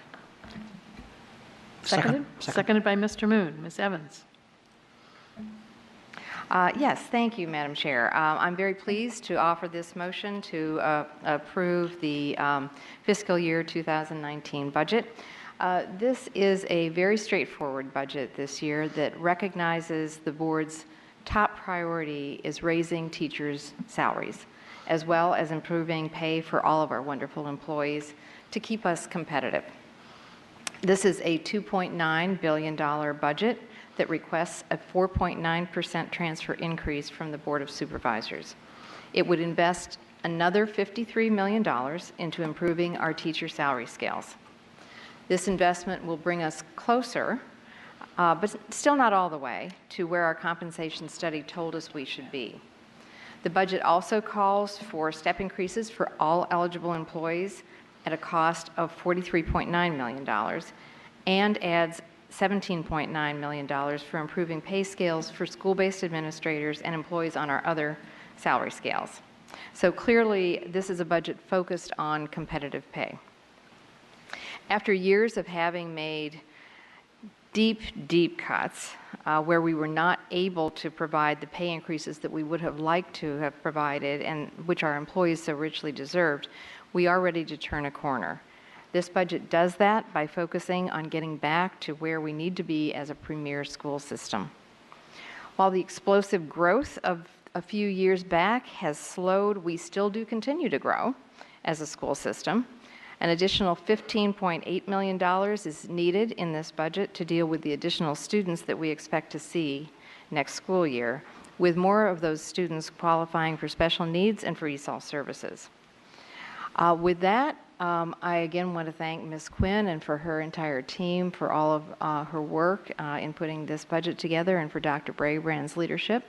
And with that, I will urge my colleagues to support this budget. Mr. Moon, would you like to speak to your second? Just briefly, Madam Chair. As Ms. Evans stated, that this is a straightforward proposal from Superintendent. I want to applaud, Superintendent bringing a very bold step of affirming this board's belief that fair compensation for our teachers is the top priority. And I also want to applaud Dr. Brabrand again that in his approach, that rather than waiting 3 years for be able to bring our salary up to the market, that we should do sooner than that, that this proposal calls for accelerating that process, and we should be able to, we should bring the salary of our teachers to the market in 2-year period of time rather than 3 years. And just one point of clarification is that even though we are seeking 4.9% transfer request, overall budget is only going up by 4.3%. Thank you. Thank you. I call on Ms. Hines for an amendment. Ms. Palchuk? Okay. It was joint, so either way. Okay. Sure. I will read it. Okay. It doesn't matter. I move to amend the main motion by A, reinstating funding of $250,000 to the Office of the Chief Academic and Equity Officer to support equity-related work, and B, increasing the county transfer request by $250,000. Second. Thank you. Second by Ms. Hines. Thank you. Ms. Palchuk, would you like to speak to your motion? Yes, thank you. And I appreciate my colleagues who engaged in our conversation at our last work session. I think it's, to be clear, we want to ensure that we are funding the equity work under the new Chief Academic and Equity Officer position. While we do not have that finalized plan that will be presented to us in March, we wanted to make sure, and I hope colleagues will support this, that in the 2019 budget, while I'm happy that we will be seeing savings in many areas, do not want to see a savings in the equity work. We have combined a position that was slated to be an assistant superintendent purely for equity, and what we are doing is taking the budget that had been set aside for that separate assistant superintendent position and putting it toward the equity office that will now be under the Chief Academic and Equity Officer. So, and to be clear, this is, a communication of those values and of our commitment to the One Fairfax policy. This could include some of the work that some of my colleagues are bringing forward tonight. It could include work to support our ESOL students in our high schools. It could include work around parent liaisons and other things that are really working to support our students. My hope is that after this year, once Dr. Duran fully takes on the work under his office for equity work, is that we will not be individually bringing forward amendments to address different areas of need that we see in the community. But at this point, it is a new office. We want to make sure that he feels that when he brings this forward, that the best possible plan in conjunction with Dr. Brabrand and staff will be funded, that we as a community and as a school system do see the value in this, and just want to see this a little bit as a placeholder to say this is not where we want to see savings. And so I do hope that our colleagues can support this. We did recently pass the One Fairfax policy with the Board of Supervisors, and I hope that when we send the transfer request and the advertised budget to them, that this important office is funded for the future. Thank you. Ms. Hines? Yes, thank you. I can't say much more than that. Thank you, Ms. Palchuk, for moving that and speaking to it.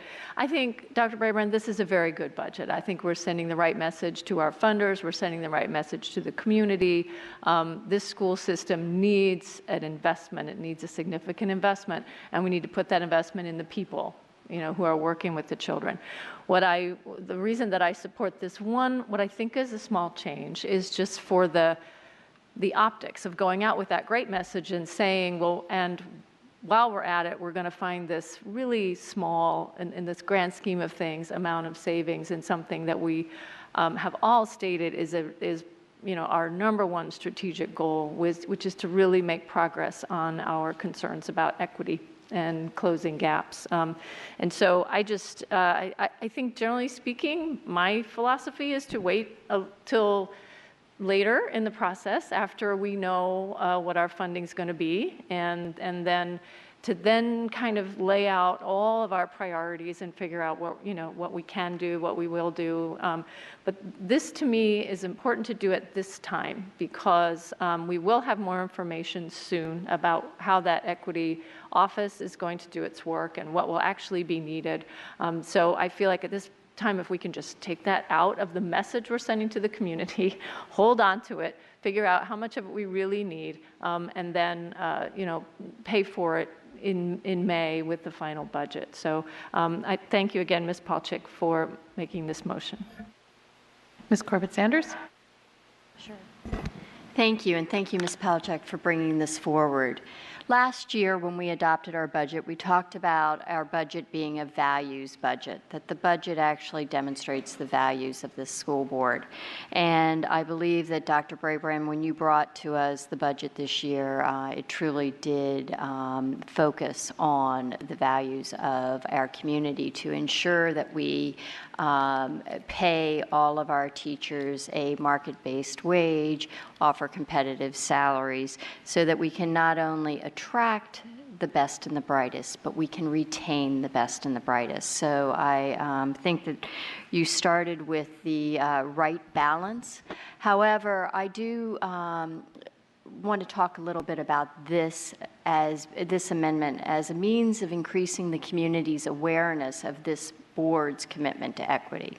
Our commitment to equity is evident in the work of the SCIPT committee that both Ms. McLaughlin and Ms. Derenak-Kovacs have been active in, as well as Ms. Palchik on that committee. And for those in the audience who don't know about the work of the SCIPT, it is in this forum that the initial work on the One Fairfax was developed. The board has been advocating for increased work in the area of equity for several years, and we encourage a greater focus on equity in the course of our, we've encouraged a greater focus on equity in the course of our interviewing Dr. Brabrand for the job as the superintendent. We're especially pleased that Dr. Brabrand decided to consolidate the equity portfolio under the chief academic role, because it shows the combined focus as being very intentional. And that's what we need, is we need to have an intentful work on equity, that we will be able to address our concerns that have been raised about opportunity gaps and access to opportunities to programs like advanced academics for students throughout the county, regardless of the zip code in which they live or the color of their skin. It is, hold on one second, having a bit of a problem.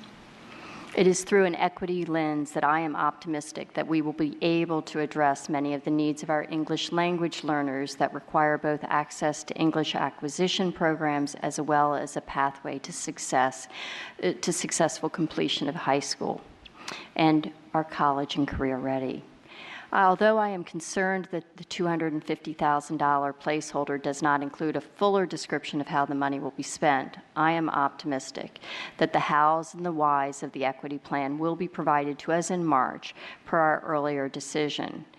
I also know that Ms. Derenak-Kovacs will be offering an amendment which will request the superintendent to dedicate funds and efforts to provide wraparound supports for our schools. I will let her address that, but as Ms. Palchik mentioned, I am optimistic that this placeholder of $250,000 will be married up with those efforts and the efforts of Mrs. Evans in making sure that we competitively compensate our parent liaisons. Ms. McLaughlin? I want to first say that I greatly appreciate both Ms. Palchik and Ms. Hines bringing this amendment and the strong words in support for why we should be including this in our proposed budget. I have spoken about this for years. I served as the liaison for the school board's Minority Student Achievement Oversight Committee. And Long before me, there was former school board member Dan Stork, who also served as a liaison, and Ms. Palchuk was actually an appointee at the time. This is something that MSAOC has been asking this board and this school system for many, many years now, is that we are the 10th largest school system in the country, we are extremely diverse, and we have educational gaps that we must be more intentional with. And when our former superintendent created the equity and strategic planning position, some of us didn't necessarily agree with that approach in terms of combining that position. To Dr. Braybrand's desire that this be included with our chief academic officer, I fully support that, so long as we still need to have an Office of Equity. And anyone who's studied this issue knows that Montgomery County Public Schools has an Office of Equity. Fairfax County Public Schools used to have an Office of Equity. And what's happened in probably the last 15 plus years or so is during tough budget times, the office was eliminated. So Ms. Hines, I think you said it best. It's really important that we lead with this budget and communicate out to the board of supervisors, to the community, our commitment to this important work. And I was very pleased that the two of you identified this as, rather than waiting for the board to get the report in March, I think it's just as important that we go ahead now, not just to the supervisors, but to each other and to Superintendent Braybrand to say, you know, you've built a $2.9 billion budget, but this is a part that's really important to us. And while I think that we could have maybe looked at the newest language that came from Ms. Koufax, where she kind of earmarked it as, here's where we want to make sure we target funds, and you will need to do some, pencil sharpening, Dr. Braybrand, to find, monies elsewhere between now and May. In the end, we know that's what we're going to have to do regardless. And so I didn't see the point in needing to put anything other than to say, bravo to both of you. Thank you for giving this board an opportunity to speak on something that's very important. Dr. Duran, obviously, I think you're starting to hear a chorus from the board that we value this responsibility you've been given, and we really do look forward to seeing the plan. But I would say don't feel rushed. I mean, if you bring it to us in March, you bring it to us in April, I'd rather you feel like you were able to frame out the best plan possible. That's just my own individual one of 12 opinions. So I appreciate that you're having to do that work behind the scenes on how this will play out. And obviously, if it's essential and more funding needs to be brought to the table, we would want you to bring that to us as well. But I'm proud to be part of a board that recognizes the intentionality and importance of this. And I think without a question, this reflects this board's not just verbal, but intentional action in our commitment to equity in this county. Ms. Darna Koufax. Thank you, Madam Chair. When we as a board passed the One Fairfax resolution, that policy put into place with intentionality the goal of achieving equity and parity in all that we do. And as a board, we put a placeholder to ensure funding to begin in this process. As this will not significantly increase our ask, I'm looking forward to making sure that the continued hard work that our schools and our county have been committed to and working together will continue. I know that these funds will continue to help guide and inform our collective actions and support our goal of achieving equity in our community. So I will be supporting this amendment. Seeing no further asks to speak, then I will call for the vote on the amendment. I will read it again. It is to amend the main motion by reinstating funding of $250,000 to the Office of the Chief Academic and Equity Officer to support equity-related work and increase the county transfer request by $250,000. All those in favor of the amendment? There we go. The vote is unanimous. Thank you. with Mr. Wilson and Ms. Schultz absent. Thank you very much. That motion passes. I will call on Mr. Annette Kofax for an amendment. I move to amend the main motion by establishing a set-aside of $1 million to provide additional resources to high schools with the highest percentage of newcomer ESOL students to support wraparound services. A detailed implementation plan should be provided for discussion by the April budget work session. And B, directing the superintendent to identify funding of $1 million as part of the FY 2019 approved budget process. Is there a second? Second. Thank you. Mr. Annette Kofax, would you like to speak to your motion and clarify, is this an additional cost or is it to be set aside from funds that are already being asked for? I'll answer your so question the public first. understands To be set aside from funds already asked for. Thank you. Thank you. Then go ahead and speak to your motion. Yes, I do.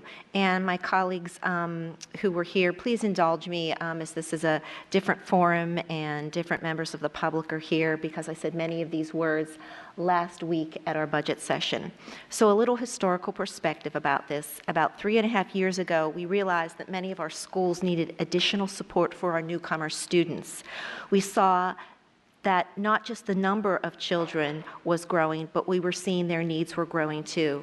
We were seeing students with interrupted education, students with limited literacy in their own language, limited numeracy, and limited knowledge of the English language. As the number and needs of our students grew, we realized that our curriculum needed to be modified to meet the needs of these children. So we looked to others who were a bit ahead of us in this area to see what their best practices were. Staff, principals, and school board members traveled to school systems in Texas, Maryland, the District of Columbia, and other Virginia school systems. And as a board, we then requested that our staff review these other systems' policies and develop a crosswalk outlining what FCPS was currently doing and what other systems were doing and how we could improve our curriculum delivery to the newcomer students. Staff came back to us with recommendations, and from this, we developed 2 pilot programs in 2 schools that at that time had the highest number of newcomer students, that being Lee and Stewart High School. Since that time, we have also made changes in the curriculum to allow our newcomer high school students to get standard level credit in English and government, which puts them on the path to their goal of becoming a high school graduate. As a board member, I appreciate all of the work that staff has done to make these positive changes and all of the positivity that has brought to our students. My amendment specifically speaks to the ongoing need of these students.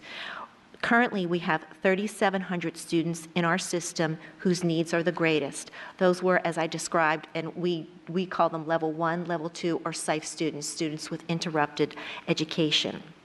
So after many conversations with my colleague and several iterations of my amendment, what I have tonight is asking Dr. Braybrand, once we have a better idea of our funding, to look. We estimated, I worked with Dr. Duran to get an estimate of what it would cost to possibly, this is one possible answer, to possibly add 8 more schools to this pilot program that was so successful in Lee and Stewart high schools.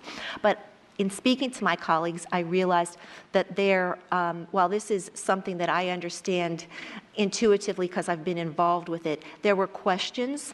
There was also questions about perhaps are we doing the best in those schools, or do we need to make changes as we move on to other schools? As those conversations, as I was thoughtful about listening to my colleagues and the conversations that we had, that's how I came up with the amendment that is before us today. I do believe after 3.5 years, the time must come where not just 2 schools are served by these curriculums and best practices that we have done and enhanced. We need more of these students to be able to have the benefits of the curriculum that we know is enhanced, we know is a best practice, and I'm hopeful that this year, because it isn't a year of severe cuts, that this is the time to move forward with something that we have talked about for over 3.5 years, and because it's been so successful, I think the time is right to move forward in the next school year. So I look forward to my colleagues' support on this amendment. Mr. Moon, you'd like to speak to your second? Just briefly, Madam Chair. I want to thank Mr. Kofax for bringing this to our attention, that $1 million is a modest investment, but very important investment that for this board to have an in-depth discussion, more in-depth discussion before we adopt the final budget. As I was going back to the English learner study that was published by Office of Research and Strategic Improvement back in October 2017, there was a very important finding that, which should be obvious to all of us and members in the public as well, is we have one uniform, standard, staffing formula for the counselors, 290 for high schools. But when there are many more level 1 and level 2 students at a particular school, that needs of those students are greater, and those schools really suffer from lacking sufficient expertise and time, and the language barrier itself is tremendous for our counselors to be able to help these students. That is why the recommendation from that Office of Research, I'm going to go back to get exact name again, ORSI, Office of Research and Strategic Improvement, was recommending for superintendents and board to consider revising high school level counselor staffing standard, possibly using weighted needs-based staffing factor. I want to have that opportunity before we adopt the final budget and see how we can best utilize $1 million to be able to help, as Mr. Kofax stated, that about at least 3,700 students in high school. Thank you. I'm going to just go down the line. I have many lights. So, Ms. Keys-Gamarra. I will be supporting this motion. Many of you know in my background I work with a number of students, and this is simply needed. We have had an influx of students, sometimes for various reasons. It may be hurricanes, it may be a number of reasons. But we've had students come in with different learning needs, and our staff members have worked hard with the resources that they have, but we just need to face the fact that it is not enough. I know that I have advocated in my professional life to try to improve those situations. It's kind of fun to do it from this position, and with my colleagues. Thank you. But it really is something that impacts all of our children, because when you have kids of different needs within the same school system, with trying to serve them all with one particular model that just simply is not addressing those needs, it impacts everyone. And so I'm looking forward to this process as an opportunity, first of all, to hear about the successes that you've already had, but also to take an analytical look at what we can continue to do, look around at perhaps other jurisdictions and see what they are doing, so that we can continue to improve and continue to serve our changing demographics. Thank you. Ms. Hines? Yeah, thank you. Thank Ms. Kofax for bringing this up and for the late night conversation last night to talk about it. I really want to support this, but I want to know exactly what I'm supporting. So, Dr. Brabrand, if I could ask you your understanding of this amendment. When we say establishing a set-aside of $1 million, are you thinking that you will set aside $1 million? Because to set something aside, to my mind, means take it out of something else. What's the opportunity cost? Are we committing ourselves to $1 million item in May in the the final approved budget? Or do you see this as you will go back and create a report for us on what $1 million could do, and then we will still, at the end of the process, when we know how much funding we have, we will put that out on the table with all the other things that we might want to do with that money? Well, thank you, Mrs. Hines. That's a thoughtful question. Let me try to give an equally thoughtful answer. The way I interpret this is, and we're in a process midway through, we don't know the final numbers from the county. We don't know the final numbers from the state. But between now and that time, either through additional dollars that we're able to find through those final numbers that we get from the county or state, or from re-looking at how we've already allocated existing dollars, that we would have $1 million identified that would do this. Whether it would be a cut or whether it would come from additional revenue, I really wouldn't be able to say at this time.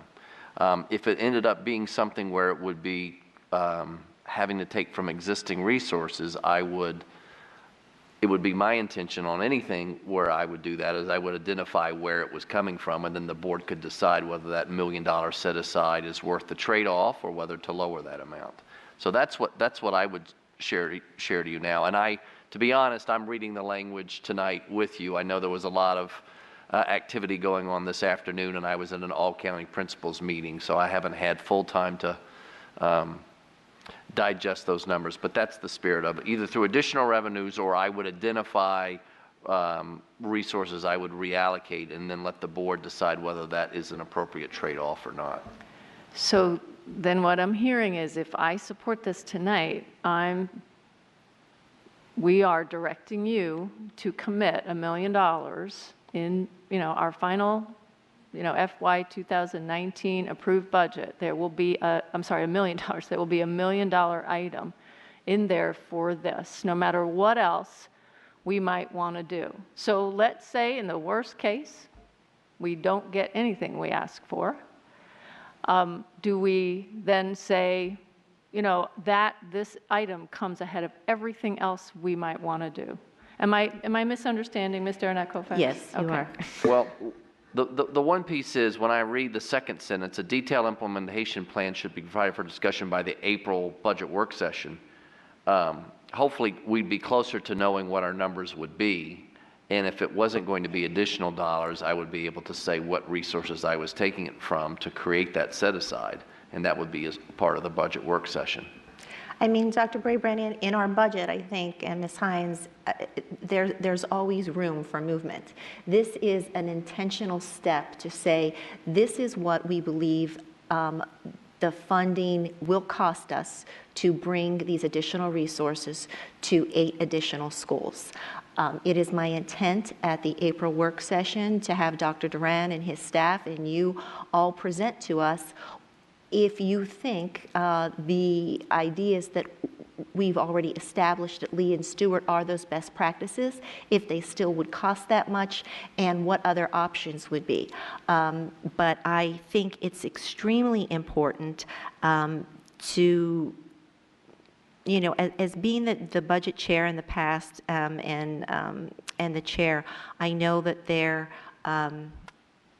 are opportunities for conversation and opportunities to, particularly when, if this is a good year, like many of us are hoping, there will be opportunities to find funds within or find savings in other areas in order to reallocate funds to this area. And I understand none of us can predict how that might happen right now because we don't have the funds. If I could add to something, because I've been working with Ms. Derenak-Kofax on that, and a couple of statements that have been said, I want to be really clear. When we're saying we want to expand this to 8 other schools, we have already expanded providing students with the additional curriculum opportunities at all of our high schools. So we're not expanding that aspect. What this is talking to is, as we looked at our 2 schools that we started in the pilot, they currently receive 2 additional positions at the teacher salary scale. So there's 2 additional positions that are added to those schools. If we were to include 8 more schools, 8 times those 2 would be 16 additional positions, which is about $970,000. That's where the million came from.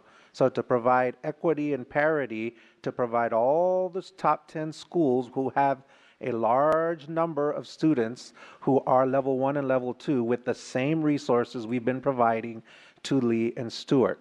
That is in order for those schools to be able to use those monies specifically for wraparound support services for the level 1, level 2, and PSYPE students that they're seeing in very large numbers or disproportionately seeing of their ESOL students. But I don't want the board to think that we have not already begun to put in place the curricular side and the changes to the opportunities for students to gain their standard English and their government credit. But that does not mean, though, that that's with challenges and with a lot of wraparound supports that are needed at those other schools. Thank you. If I could just, I'll just finish. Thank you, Dr. Duran. I think this is a very good program. It's proven. We do need to make further investments in it. But if I'm going to put my hand up tonight to something that says there is baked into what we vote on in May, $1 million for this item, and that means we need a majority of votes to take it out, I'm not sure I'm ready to do that right now because I don't know what our funding will be. I don't know what kind of circumstances we'll be in. We've made a commitment to teacher pay as well.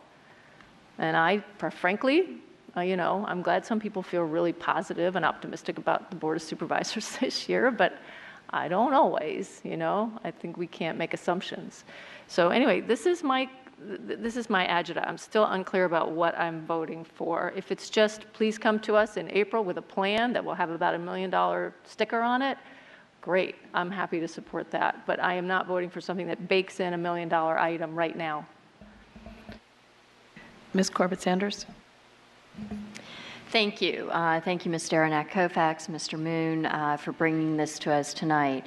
This board has always had an emphasis on best practices and looking at best practices around the world and across the country.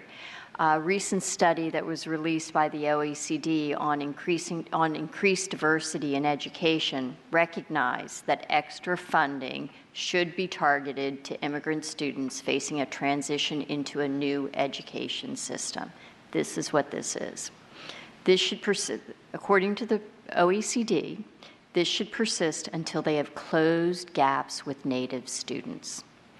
To take the example of Canada, a provincial funding program exists for before and after school activities for new Canadians and wraparound programs that should be considered to address the needs of the new students.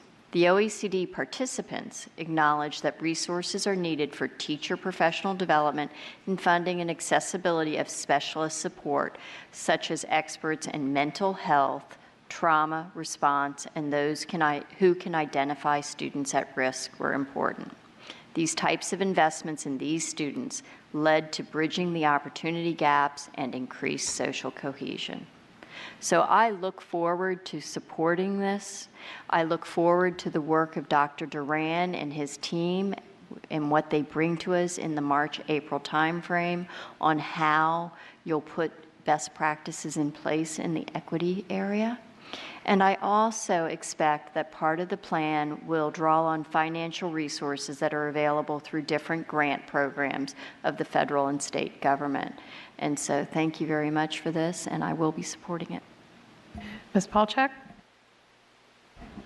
Thank you. I think this is one of the few instances where I'm still considering and at the table what my vote will be. Partly, I think I appreciate Mr. Derenak-Kofax reaching out. I do want to ensure that we are,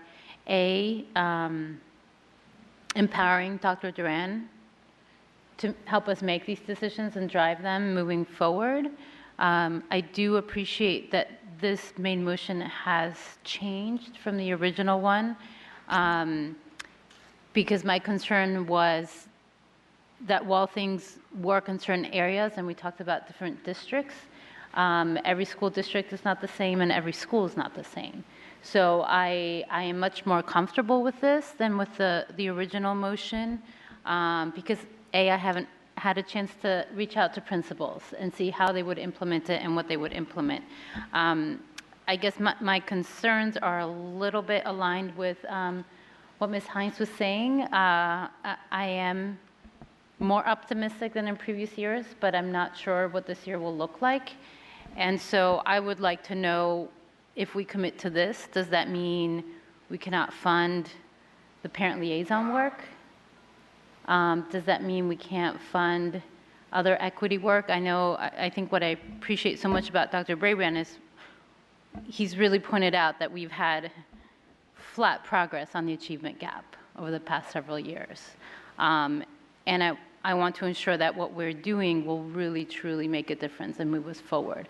So I guess my questions for Dr. Duran and Mr. Eric Koufax, and I apologize if this was shared, is how did we come to this number of 2 positions at, I assume this will, at each of the top 10 high schools? We currently, for Lee and Stewart, provide 2 additional positions.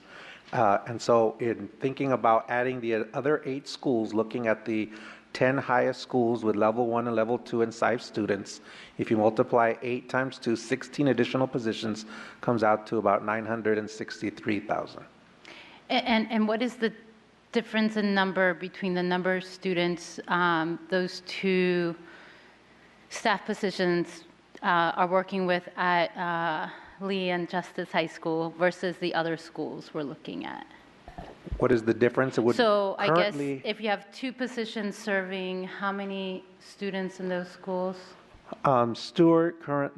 Justice Stewart currently has 441 level 1 and level 2, and then Lee has currently 190. In between that, there are 4 schools that range anywhere from 350 to 200 level 1 and 2 students, so there are 4 in between those.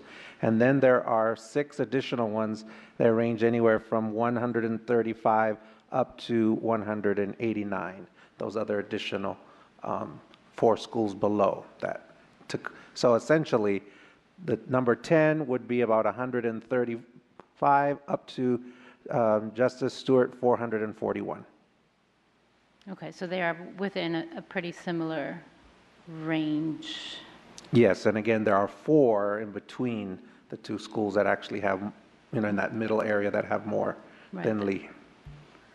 Okay, and how do you see, from what you've noticed, do you feel that this is really what's needed to make that difference in those schools?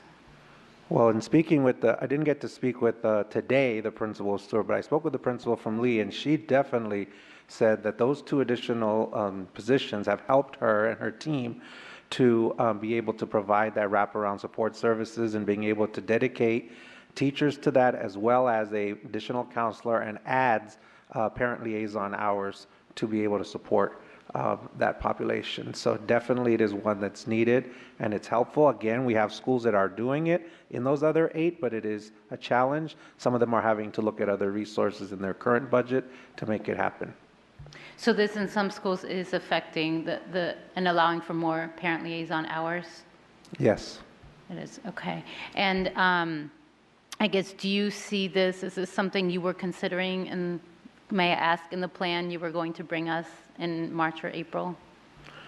Not specifically this, but certainly part of the plan in March, you're talking about the equity plan, was definitely looking at all of our student populations that need additional supports. So yes, in the bigger picture, it was part of that discussion. Okay, and okay, I had one more question. The parent liaisons affected, and in the end, do you see that, do we foresee that this plan allows, I believe it allows schools to choose what kind of position specifically they're looking for, or does this give a little bit of flexibility for a school to decide? The recommended positions are additional bilingual counselor, bilingual social worker, school psychologist, ESOL instructional coach, or additional parent liaison hours, and schools could choose amongst those to be able to use those resources as they best need for their community. Okay, thank you. Ms. McLaughlin? I am so thankful for Ms. Koufax for bringing this amendment to our main motion. Both Ms. Koufax and Ms. Evans have the newcomer schools in their districts and have really had an opportunity to spend time with the principals in a way that I haven't, because it's not necessarily been the same issues that come into my district. But regardless of district, and I say this with a smile to my at-large colleagues, we are one Fairfax, not only just as a county, but as a school system. And all 12 of us are very concerned and wanting to make sure that each and every child has an opportunity to be successful, and that we also recognize that across this very diverse county, there's going to be diverse needs for funding. And as a social worker myself, and listening to Ms. Koufax and talking about the needs of the students, especially our newcomers coming to the school system, we as a board absolutely need to come with a strong voice to our principals and to our communities and say, we welcome our children into our building, and when there are schools that have additional need, we as a board need to provide that type of leadership and governance. And so the way I looked at Ms. Koufax's amendment, and what I really wanted to compliment her and Mr. Moon, because I know they worked on this together, is the language is very broad. It enables our superintendent and leadership team and staff to basically look at the needs of these schools and what kind of wraparound services are. So, Dr. Duran, I think you kind of helped provide some really great clarity. Just like all 200 of our schools, where our principals have some latitude in deciding their staffing needs, with the support of our regional superintendents to make sure, we really are making good choices. I don't see this as being any different. In addition, we have a $2.9 billion budget, and our responsibility is to make sure that when we approve this proposed budget, that we as a board have looked at what the superintendent and leadership team have built. They've built a $2.9 billion budget. If we pass Ms. Koufax's amendment, it doesn't mean that suddenly the prior amendment that we just approved of for the Office of Equity, or the follow-on motion that we're considering for Ms. Evans, those are just two of significant number of expenditures that we have. And the way that our budget works anyway is that we designate how we intend to spend the funds, but there's no law and nothing that we're doing here tonight that doesn't allow for latitude and flexibility. The superintendent can come to us and say, thank you, we passed this $2.9 billion in our budget. I communicated to you and the Board of Supervisors and the public how we intend to spend that money. But we actually see that there's a greater need here, and so with board support, I'm going to shift this here. So I look at this $1 million as we're in no way taking from one important area to another. And Ms. Hines, I know you've been a great advocate on class size issues, our employee compensation, and I think those all continue to be very important things. I'm just not reading this that Ms. Koufax's amendment here suddenly says, that's going in at all costs and nothing else. Once we get our transfer from the Board of Supervisors, as we know, that budget is fair game on anything. And I actually think employee compensation and meeting the needs of our diverse schools with additional staffing, and our Office of Equity, and looking at the equity for our parent liaison employees, all four of those things are important. And we may find something else in the budget through the expertise, as number B says, directing the superintendent to identifying funding in that budget. So part of the homework between February and May is going to be Dr. Brabrand and his team looking at it and saying, if this is a priority, what else, then are we going to look at? We have to find cost savings. But I think it's important that we go forward and reassure our community, and especially our principals and staff, that we not only see value in our newcomer schools, but that we understand the need for providing essential supports. And this is essential. So I hope everybody will feel comfortable supporting it tonight. I think it's a good and important step. Ms. Evans? Well, thank you, Ms. Derenak-Kopax and Mr. Moon, for working on this amendment. I think that this is an important step forward that we really do need to make. I appreciate the changes that you made, which I agree gives us more flexibility. I think some of the earlier versions were prescriptive. So as I read this, we're going to have the conversation in the spring about exactly what we need to do with these funds, where they need to go. And I'm seeing that it talks about wraparound services, yes, and the schools with the highest newcomer ESOL students, but it doesn't specify exactly how they need to be used. And I do think we have to have a thoughtful conversation about where the money needs to go and how it needs to be used, because schools are different and they may very well have different needs. But I know from the experience at Stewart High School that the newcomer program there has been extremely successful, and it has worked there. They work very hard. And I just want to point out to people, when we talk about, it's not just newcomers. We have, when we're talking about level 1 students, we're talking about students with virtually no English, and level 2, a little bit of it. One of the issues that we have at so many of our schools with high numbers of newcomers, though, are the students who come to us with little or sometimes no formal education in their home countries. And that is a different situation than somebody who comes and it's just needing to get the language. That's a different thing than somebody. I was talking to an elementary school principal who was telling me how many new students she's had just in January, and how many of them are homeless and disabled. And one who's an older student with no formal education from the home country, and this is what some of our schools face. So I'm glad to see we're going to have some flexibility here, and just pointing out it is different to have 8 students with interrupted formal education and having 80. You know, it's just different. So I think we do need to talk, when we have this conversation in the spring, we need to talk about where exactly the needs are, and focus it on those needs, you know, where they are the greatest, because we do have some communities where you have reunification issues. It's not just the whole family comes together. Some of these students are coming to us that have been separated from their parents for many years. And so that is something that requires more psychological services as well.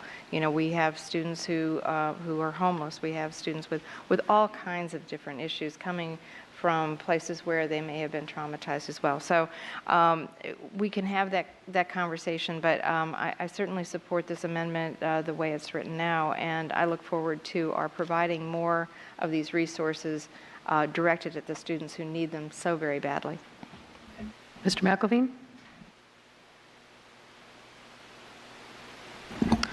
Thank you, Madam Chair. So the issue that Ms. Derenak-Kopax and Mr. Moon have brought before us tonight, I think, is the greatest challenge we face, and that is equity, and equity in all its forms, whether it's salaries, class size, facilities, access to programs. It all starts with this, and for that reason, I'm proud to support this amendment. In fact, I would also have been proud to support the larger number that Ms. Derenak-Kopax had before us until it was reduced to this lesser amount. I think when it comes to solving the equity issue, the county residents more and more are looking to the school board to solve this issue, and they're looking for us to put our money where our mouths are.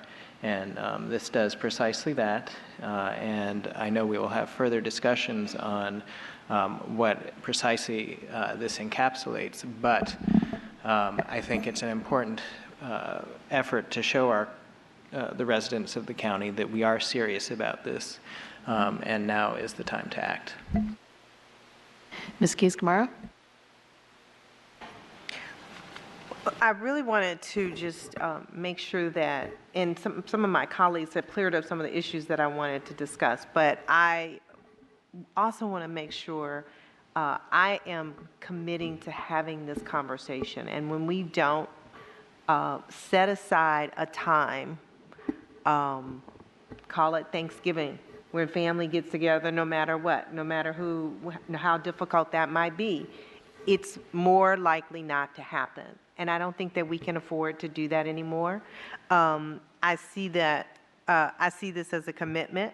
I see it largely as a placeholder, but I also see that we will be having additional conversations to make sure that we understand what can happen or what will happen if we choose to go forward with this. But I am absolutely committed, and I believe that this board is committed to having the conversation. Ms. Hines? Yeah, thank you. So I'm going to try one more time to make sure I understand what I'm voting for. Our equity challenge is a beast with 1,000 heads, right? There's so many ways and so many things that we do that are not equitable. I mean, you can talk about after-school programs. You can talk about transportation. You can talk about so many things. Almost everything we do presents an equity challenge. It's all important. If what we're asking for here is for Dr. Brabrand to come to us, and Dr. Brabrand, I really want to know what you're hearing from us tonight, because I want to know what I'm telling you to do. If what we're asking you to do is to come to us with a fully thought out motion, an amendment, a $1 million amendment that then we can put on the table with everything else that we think is important at the end of the day, and we can weigh it against everything else, I think it's very likely I will put it very high on the things that I want to support. Then I can agree with that, right? But when I hear the word set aside, if we're setting aside time, absolutely. But if we're setting aside money, that means to me, when you set aside money, you're taking it off the table and putting it over here. That means all the other priorities we might have at the end of the day come second to that $1 million that is off the table. So I just want to make sure that I know all we're doing is asking the superintendent to come up with a fully considered, researched $1 million amendment for this program that that's ready to go if we choose to vote it in there, and that we're not baking it in to what we vote on in May. This is the simplest way I could say it. If we have additional dollars when all is said and done from both the county and the state, I will make sure 1 million of those additional dollars goes to this. If we get no additional money from what we have in the budget right now from local and state, I will reallocate dollars to the amount of $1 million, and I will show you where I've reallocated those, and then you can decide whether that reallocation meets with the values and goals discussion that this board is having. Obviously, I would need to be thoughtful about what I'm taking it from to put to this. I don't have that answer for you tonight. As I said, I'm just looking at this, but I will give it thought. And it may be, I'm not in a position even tonight to really speculate what it would look like. My mind, honestly, as you all are talking, I'm trying to listen and think about how this could work. But, the one thing I can say to the board tonight, it is February. There's time in May. I'm learning this process, this middle process, for me is new as a superintendent. We had the beginning and the end, but not this middle. I certainly, regardless of what the board's final decision is, I'll move forward appropriately. If there's new money, I will apply $1 million instead of the first $1 million of that new money will go to this. If there is not, I will find a reallocation equal to $1 million and let you look at whether that's what you want to do the trade for. So I guess what I would say is I think that's still kind of squishy for me. And so what I would say is I will support this with my understanding, and maker of the motion, if I'm wrong, tell me now, because that will affect my vote. I'll support this with the understanding that we are not saying tonight that this is part of the omnibus amendment that we do in May, right? Or this is not part of that we're not committing tonight that this is part of the main motion that we make in May. I don't want to commit to that now. Is that correct? The way Dr. Brabrand expressed it is exactly the way I intended it to be. If there's additional funds, $1 million will go to look at this. It may be less, it may be more. It depends what Dr. Duran comes up with, what we see as what these schools need. If, however, there are no extra funds to this, Dr. Brabrand will have to come back to us and say, how can I save $1 million? What will I have to detract from? So that's the way I see it. Now, you have to remember, Ms. Hines, though, as well, we as a body, you've been to those budget meetings for 6 years now. We as a body can say, that's not what I want to do at the end. But what I want him to come to us is with a plan and with these numbers allocated, because these numbers at this point in time provide equity in programming for those schools who are seeing these numbers with 2 schools, and I feel that the time is now that we should do that. Yeah, I'm sorry. I don't want to take up everybody's time. I feel like I still don't understand what we're committing to tonight, you know? Either if we have extra money, this is what we're going to spend it on. If we don't, I'm going to take money from other things and spend it on this. That sounds like we're committing to put this in the main motion in May. And I don't like it. I don't think it should bogart everything else we want to do. I think there are additional opportunities to discuss if this is not your preference about where you want funds. So I understand if you're not going to support it right now. Mr. Moon. Thank you. I just want to make a couple of points. One point of clarification, and second is about what you are just discussing, what may not happen in April and May timeframe.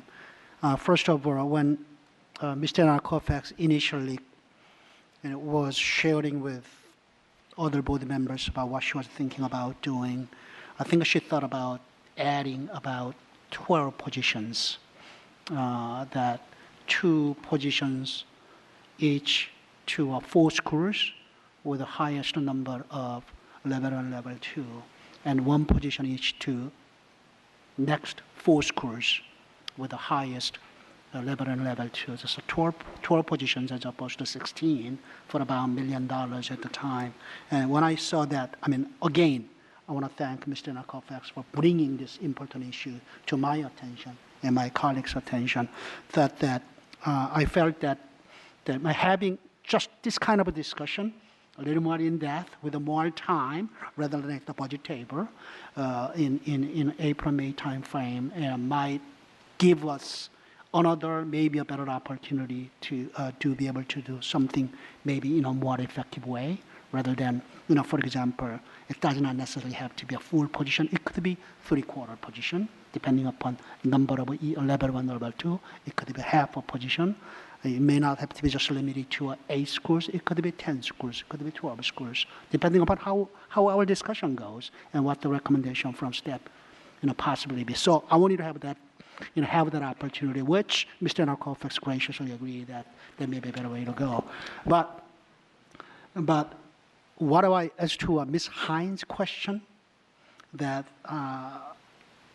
I know Madam Chair has done this much longer than I have, but this is my 19th budget season, and that we have done over the years a little different ways. Probably there might have 3 different ways to do it, but recently, over the last several years, what we've been doing was, when we do not get exactly kind of revenue we are seeking to support our full advertised budget, April, May time frame, usually May time frame, at the work session, superintendent will bring us recommendations to how to adjust, what adjustments we need to make in his view to the advertised budget. Now that's going to be a proposed budget, but to that, my expectation is superintendent, but my expectation from superintendent is to bring forward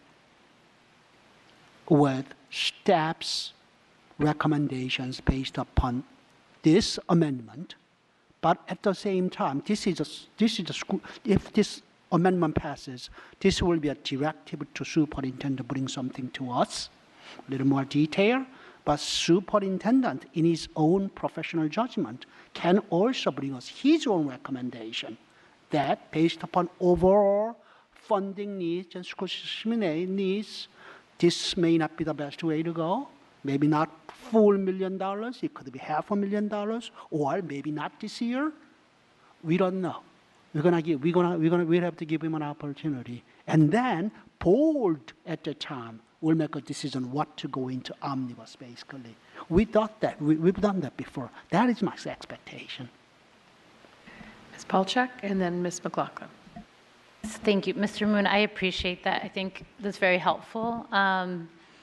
I do really appreciate that this has come forward, and especially in light of that we have not had the equity office. So I am feeling more comfortable, because I guess my question was a little bit of that is, if we do not have the people and the structures in place to start in 8 new schools next year, and are we just throwing money at something that can't be done properly next year, I cannot support that. I want to make sure that, yes, it's based on research, but it's also based on our capacity, our ability to properly implement it, knowing we have a new office that's not yet open, not yet running. So what will this look like? And because I still have reservations from the original plan, and I'm so happy that over time it shifted, and now it has been successful in 2 schools. And so a rollout into 8 additional schools just gives me a little bit of pause to make sure that it will be done properly. And I will be supporting this, keeping in mind for the future. I do hope that this is part of our larger discussion, that we're able to, all board members, have these conversations, see the impact, see the equity dashboard with Dr. Duran, with Dr. Brabrand, and that moving forward as we look at how we achieve equity, that we're not doing it so piecemeal at the board table. Also, I assume, but I want to make it clear that because I would prefer that we direct the superintendent if we want to add something where it will come from, but since we're asking the superintendent to do that for us, that it will not touch our priorities, it will not touch teacher salaries, it will not touch salaries of instructional assistants and staff, or class size, or other priorities that are also so critical and that affect our schools that need that so much and that lose teachers because of the salary gap. So I just want to ensure that if we don't get those funds, that if we need it, whether it's $1 million, whether it's half of that, that we feel confident that it will come from a place that won't have a negative effect. I think that's where I want us to be cautious. So I will support this, cautiously. I do want to make sure that when we have these conversations in March, April, and May, that we take into account what it means and how it will be implemented and what our future plans are and where the funds will come from. So I guess I just want to be clear that I think this is important work. I want to make sure it's done well in coordination with the principals, and that we keep in mind of where these funds could come from if we do not have that transfer from the county. Ms. Palchak, you raised 2 issues. One is the effectiveness of this and whether or not it can be fully implemented. It is being fully implemented very well. We have a lot of research that's shown that. We have our ORSI report. So this is an effective way that we can support our newcomer level 1, level 2, and SIFE students. We can talk more about that, but we definitely have seen that. We have asked all of our schools to do it without the additional resources, and they are doing their very best. But Ms. Derenak-Koufax's intent, I believe, in having conversations with her, is that if we're going to ask all of our schools to do it with a similar population, then she wanted to have this be an equitable opportunity to give them the same resources. Your second point, though, is one that warrants much discussion amongst your colleagues and all of us on the leadership team on this side, is where is the prioritization? Because as Ms. Hines said, there are so many things that we have that are inequitable in terms of resources and things that we have to confront, and we don't always have the ability to do all with the limited resources that we have. So that is a second issue, which is separate, but I want to, on the first issue you raised, assure you and the board that this is a program that is working, that will continue to work, and that we will be continuing to support those students that need that extra resource. And schools are doing it to the best of their ability, but not with parity amongst the amount of resources that they're getting.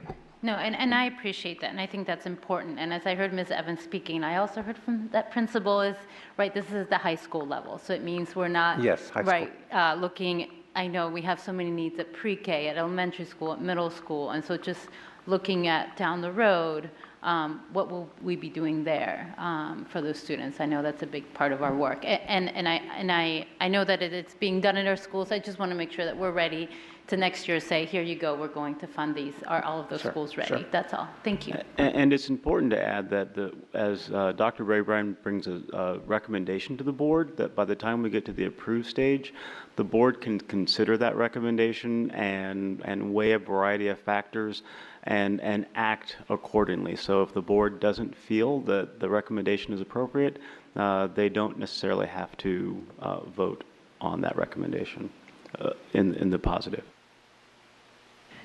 Ms. McLaughlin, did you wish for a go back? Yes, like other colleagues, I did. I'm concerned about perhaps maybe the audience is listening to this as well and wondering, okay, so what happens with this potential trade out? So I'm going to kind of reiterate the point I made earlier. This is a $2.9 billion budget. There are hundreds, if not thousands, of line items in this budget. And all this motion is doing, or this amendment to the main motion, is to say that this board is supportive of this school system rolling out these newcomer programs at additional high schools because the need exists.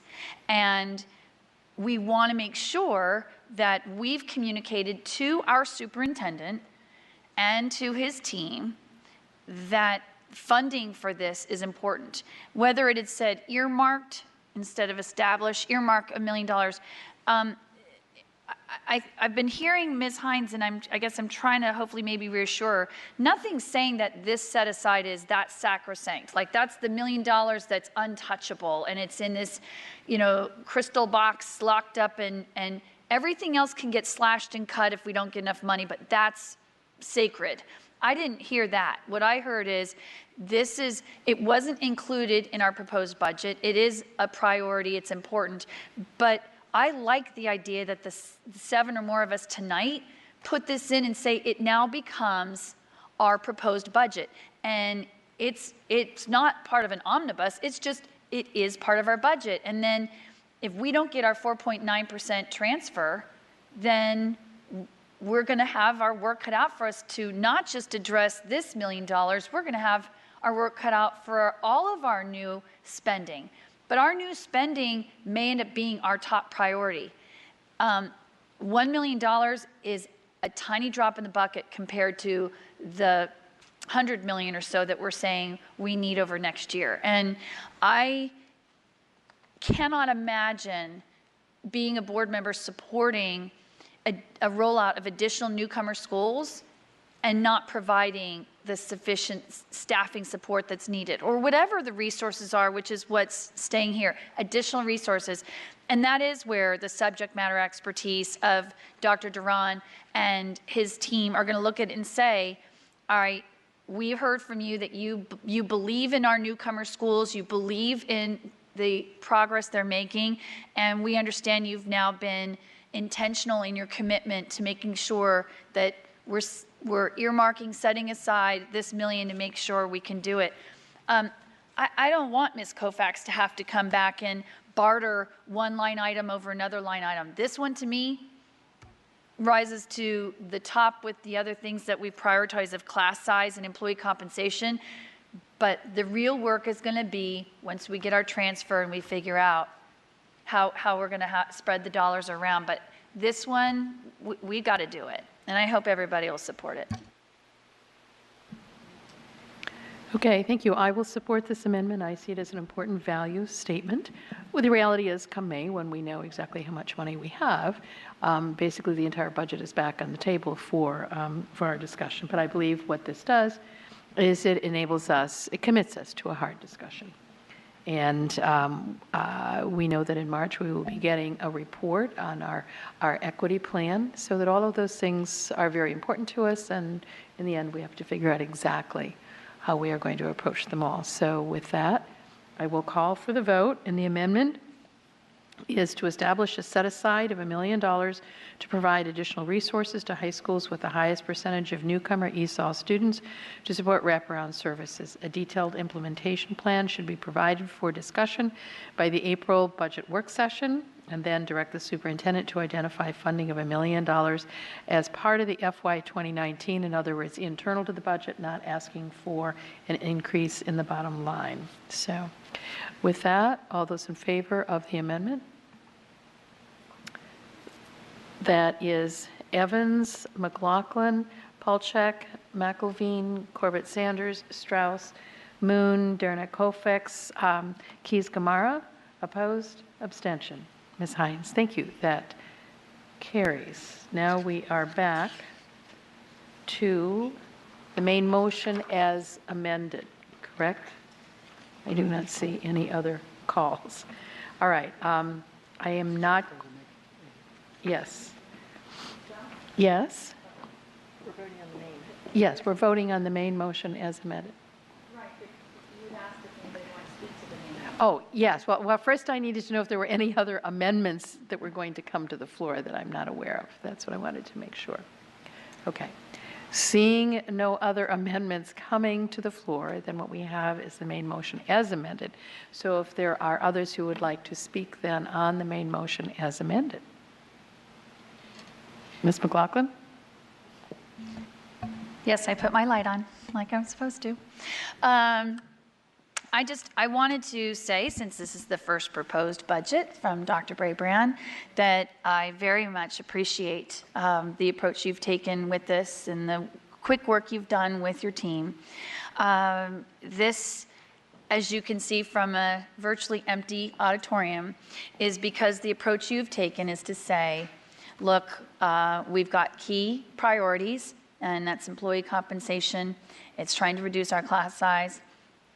And we recognize that we really can't necessarily incorporate a lot of new spending, but that this is the budget you're presenting to us, and we're about to vote on and present to the Board of Supervisors, says this is our needs-based budget. This is what we need to be a premier school system. And yes, while we know 4.9% is not what the Board of Supervisors have indicated that the economic growth is in the county, and there's only so many dollars coming in from revenue, and the Board of Supervisors will have the next big step. But what's different about this experience from past budgets that I've been a part of, and I think this is now going on my 7th budget, is that we are not creating that initial fear and consternation among our community of saying, you know what, here's our ask, but if not, we've got this very scary cut list about what we might have to eliminate. And I look forward to hopefully carrying forward on Dr. Brabrand's efforts here, which is that it's a collaborative dialogue with the Board of Supervisors, the county executive.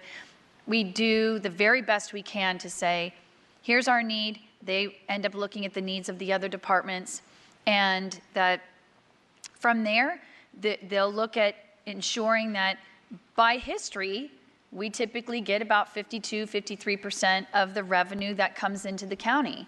And then we'll have to figure out if they determine that the revenue's not enough and they're going to raise the tax rate, that's in their hands. But the best part about this is that I heard from certainly, not just in my district, but around the county, massive fatigue factor in the community of feeling like they're constantly having to rally around their areas of funding and services that we provide, and it's very stressful on our employees and our families. And so I did want to take just a moment. I know it's late and everybody's ready to move on, but I thought it was important to take a moment and say thank you for absolutely executing on the commitment you made to this board when we hired you, which is that we were going to try a renewed effort on collaboration and diplomacy with the supervisors.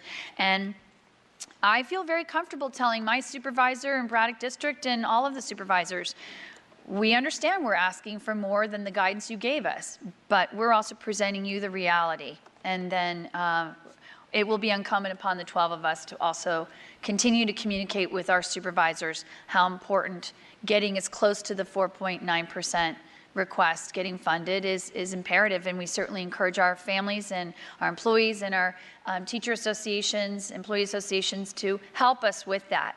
But I'm so relieved that we're not starting out the gate with a lot of fear and anxiety that's happened sometimes in years past. Okay, seeing no other requests to speak, then I will go ahead and call for the vote. It is on the, pardon? Those colleagues who are away from the table, I will give you about 30 seconds to return. We need the bells of Congress, you know. Thank you. Wherever you are. All right. The motion on the table is that the school board adopt the FY 2019 advertised budget as detailed in the agenda item and as amended. All those in favor? All right, that motion is unanimous. Thank you very much. With Mr. Wilson and Ms. Schultz away. Now I will call on Ms. Evans for a follow-on motion.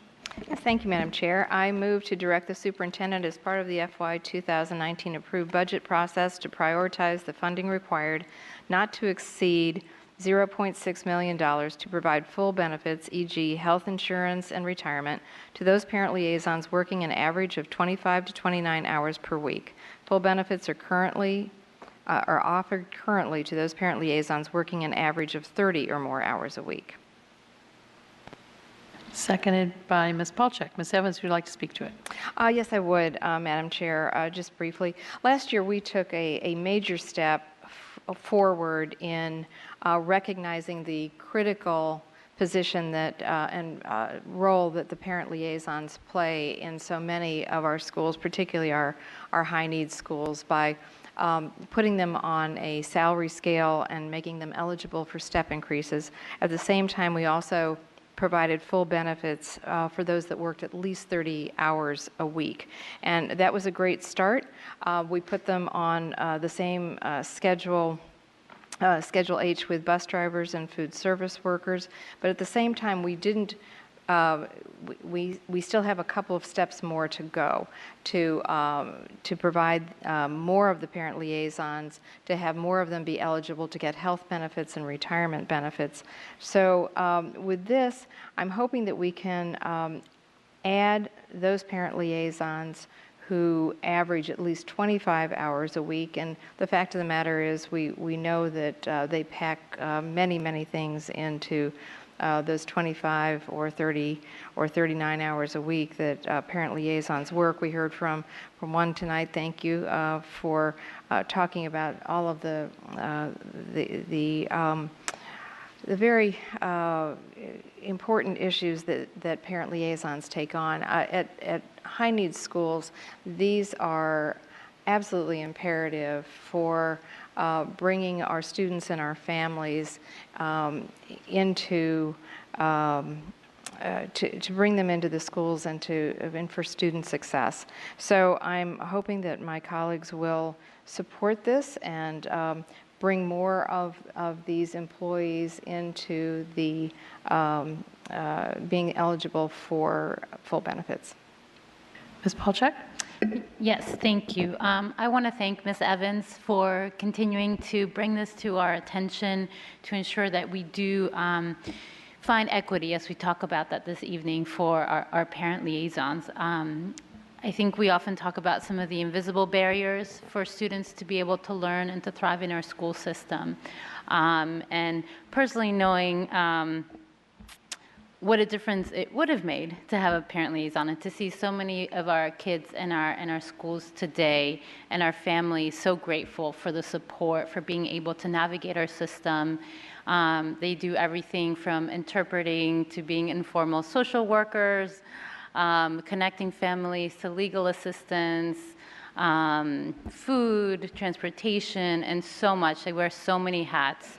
And as we talk about parity and equity between staff, employees, and our system and the county, it's really important that we look at this position that we have grown over the years as we've had the need, tried to catch up with that, and to assure that our kids really do have that voice in the building, that they feel welcome, that parents are able to engage and advocate, be informed, and welcome. I know recently I heard from a parent who was concerned, had not heard when testing was going to happen, had not heard how to support her child or how to advocate for her child, and reached out to me and had reached out to her parent liaison. So, sorry, it's been a long evening, but so grateful that you're here with us and that they continue to do this work despite the lack of equity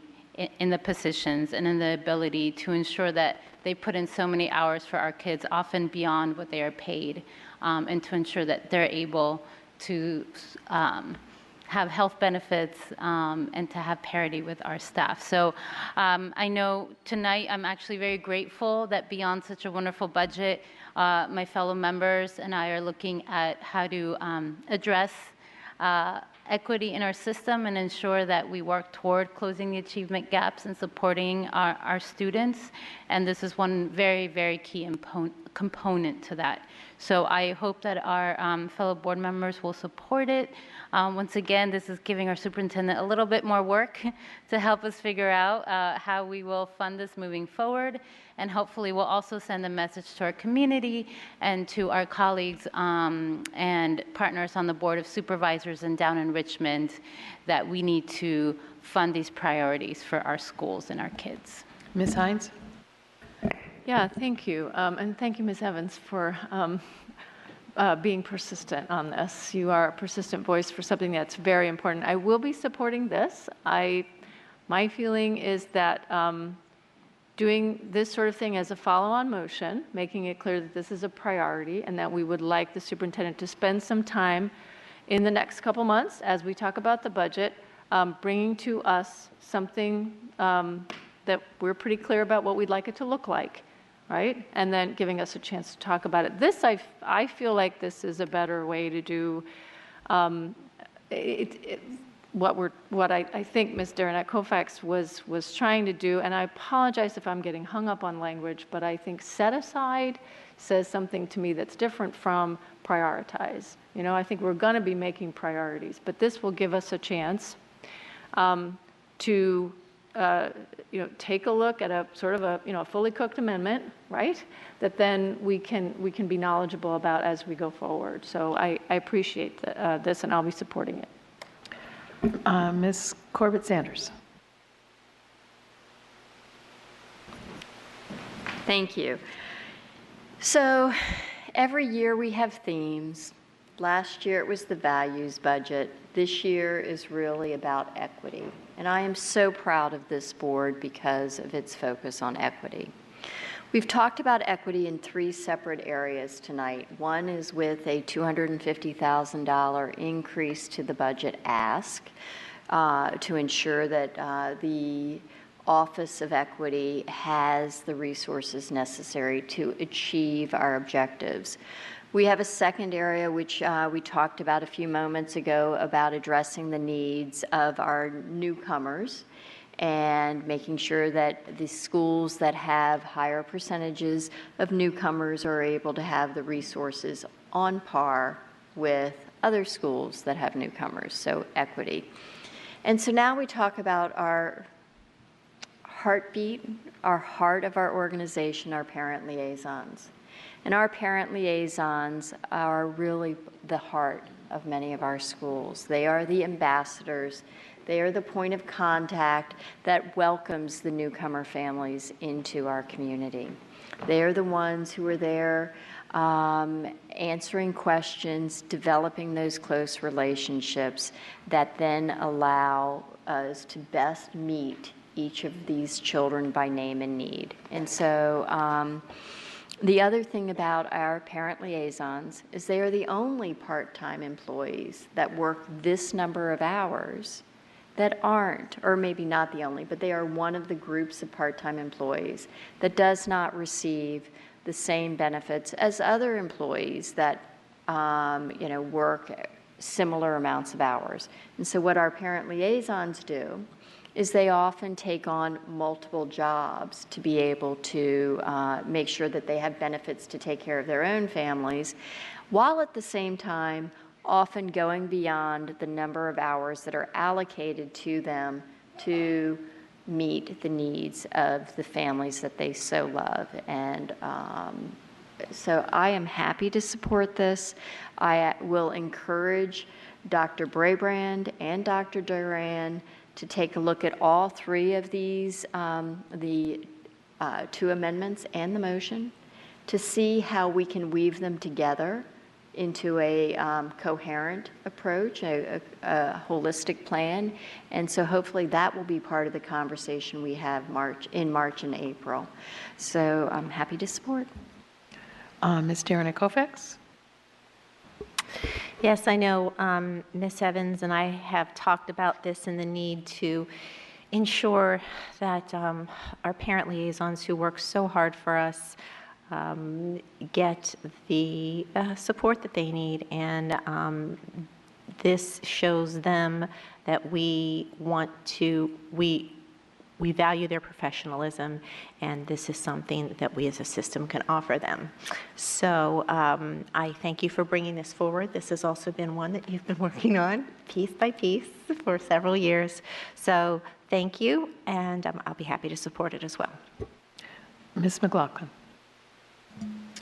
So Ms. Evans and I had played phone tag, and while I certainly support the merits of this follow-on motion, I did want to just get a little bit of clarity.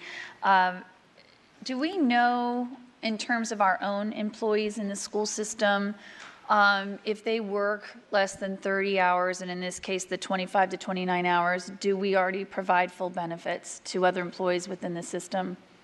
We do. For the food service workers, they're a bit unusual. That starts at 15 hours a week, and the bus drivers, is it 20 or 25? 20 hours a week? So it's 20 hours a week. And I just got an answer today about custodial workers. But to answer your question, yes, okay. Other employees, it starts with fewer hours. So, Dr. Brabrand, with this follow-on motion request, would it be your understanding that when you bring more information to the board on this, because what this is saying is that we're directing you to look at this as a priority, but obviously then I would expect at a future work session we would get more information about what this would look like in terms of cost and what's being offered. And the reason I ask this is that there's no doubt this board has spoken extensively about the value of parent liaisons. And I also think it's very important that we have equity as much as possible among our part-time employees. And those hours of 25 to 29 hours does fall within a part-time status. If the school system is offering benefits to, as Ms. Evans stated, the food service worker or school bus drivers, then I would hope we would consider the parent liaisons as equally deserving to have those options. But I think it would be helpful for the board if we can have some of that helpful context. Someone had asked me if this means that do we provide comparable employer contribution percentage-wise that we do for a full-time employee, and I don't know the answer to that, but I think it's, I'm seeing, Mr. Smith's nodding. Would you like to comment? Yes, so we look at those employees as being benefit eligible. So all of our employees who are benefit eligible, we provide the same employer contribution, and so that's for our full-time employees and for our part-time employees who are contracted and work more than half-time. Okay. And do we know what the county government does for their part-time employees? Do they follow a similar process of benefits? I don't know exactly what they do, but we can get that information for you. Okay. I think that would just be helpful because one of the sensitivities I have is the fact that we have community residents, taxpayers who live in the county and work out in the community in jobs in a similar part-time fashion. And I don't know that they have these types of benefits. And so I'm just sensitive to the fact that we should have some sort of consistency, whether if as a county government and therefore a school system, which is in my mind a part of our county government, if we've made the commitment to our part-time employees to offer benefits, then it should look similarly across the board. But it would be more helpful to me to again have that contextual information. I'm very comfortable supporting this. I echo what other colleagues have said. Appreciate you being a champion for our parent liaisons, and I think just getting some information when we come to a future budget work session will probably help all of us be more comfortable in understanding the funding that we're going to commit to this, and that it's certainly the right thing to do. But you've all heard me. I've said before, I'm a middle child, and I just want what's fair. So if we're giving, benefits, full benefits to our part-time employees, our parent liaisons are just as deserving. Okay, I will call for the vote, and this is a follow-on motion. So it is not to increase funding in what we just voted on, but it guarantees a conversation on the issue and for the superintendent to come back to us with a plan.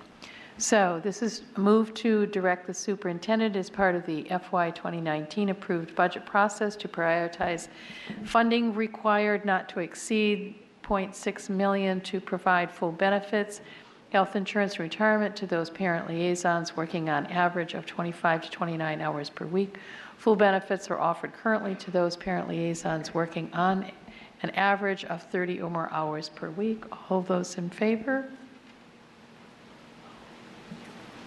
That motion is unanimous. Thank you. It passes, and with Mr. Wilson, Ms. Schultz not here. We have one more motion, and this is a housekeeping motion, my colleagues. You don't need to speak on it. Ms. Evans. Yes. I move that the division superintendent is granted authority to make necessary minor changes to comply with the intent of the school board and is further directed to prepare fund statements reflecting all school board approved changes, together with the estimate of funds required by Fairfax County Public Schools during FY 2019 in the format prescribed in Section 22.1-92 of the Code of Virginia for submission to the County Board of Supervisors. Submission of these approved documents to the County Board of Supervisors fulfills the responsibility of the school board under Title 22, Chapter 8, Section 22.1-92 of the Code of Virginia. Second. Second. Second by Mr. Moon. All those in favor? Great. That motion is unanimous. It carries. Thank you very much. Now we are on to the consent agenda.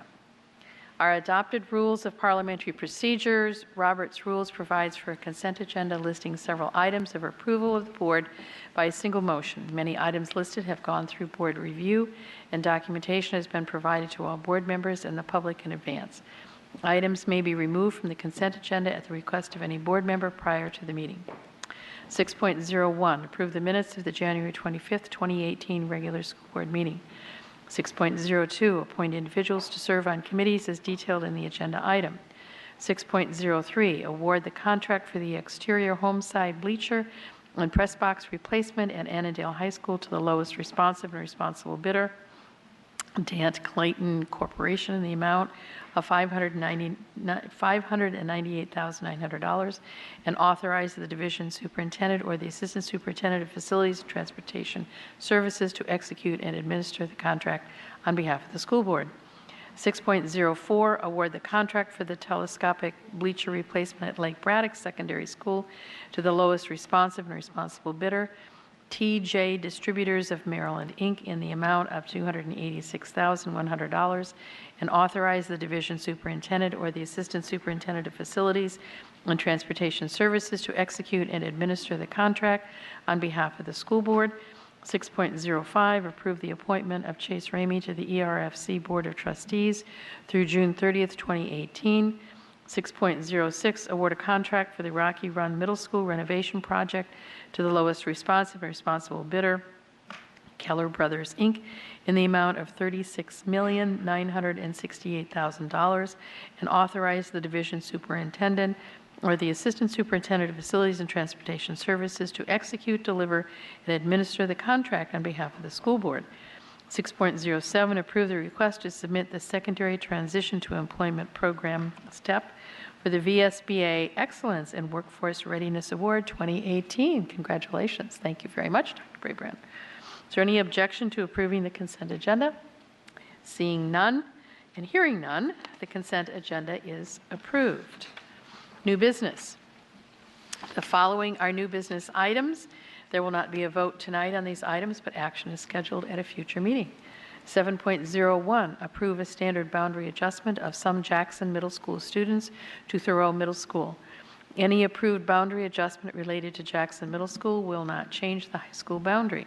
Some students who attend Oakton, Mosby Woods, and Marshall Road Elementary Schools would be reassigned from Jackson Middle School to Thoreau Middle School if the boundary adjustment option A is approved. 7.02, approve the establishment of a new Level 4 Advanced Academic Center program in fall of 2018 at Bush Hill Elementary School, and also adopt the following pupil placement plan. In the fall of 2018, Edison-based Rising third grade center eligible students currently assigned to Springfield Estates Elementary would be assigned to attend the new Bush Hill Elementary School Level 4 Center. In the fall of 2019, Edison-based Rising third and fourth grade students currently assigned to Springfield Estates will be required to attend Bush Hill's Level 4 Center. An additional grade level would be added each year until full implementation of grades 3 through 6 for the Level 4 Center at Bush Hill Elementary in school year 2021-22. 7.03, adopt policy 2100.3, student and staff health and wellness as detailed in the agenda item. Superintendent matters. Dr. Braybrand. Thank you, Chairman Strauss. It's been a full day. I woke up today at 4:25 a.m. to do the check to make sure there was no ice on the roads, and we got a good green light, so we had a regular school day, and I know it's good to get back on a regular routine for our students. And speaking of students, I want to share, students from 8 of our schools received an invitation to the 2018 State Science Olympiad Tournament based on their results at a regional tournament in Charlottesville last week. And that's teams from Kilmer, Cooper, Louise Archer, Colvin Run, Mantua, Thomas Jefferson, Fairfax, and Oakton were all in the top finishers. And that's Science Olympiad's a great program that helps emphasize teamwork and commitment to excellence. They're challenged in a variety of problem categories: anatomy, physiology, astronomy, chemistry, coding, ecology, hovercraft, optics, remote sensing, thermodynamics, solar system, and meteorology. So it's a great program. Glad to see so many schools do well. I'm also pleased tonight to share with you that February is School Board Appreciation Month. So tonight, and look at the crowd, standing room only crowd. We, look at that. I love it, I love it. Celebrating the service, dedication, the overall contributions of the board. You know what, I got a script. The people don't appreciate, for what you're paid for and the hours you put on, it's cents on the dollar. You know, really, when we talk about part-time people and paying other people benefits, you've got the lowest paid part-time job with the biggest responsibility, frankly, in the Commonwealth. Billions of dollars of budgets for cents on the dollar for the work that you do for us. We're very, very honored that you do this work each day. And you have a certificate of appreciation. Karen, yours is coming from VSBA. You're just so new that it's hot off the press. And each of you got a, I know what it is, but I'm just trying to remember the name of it, like Pastry Expo cupcake. So Come on now. They're excellent. Mine is already done.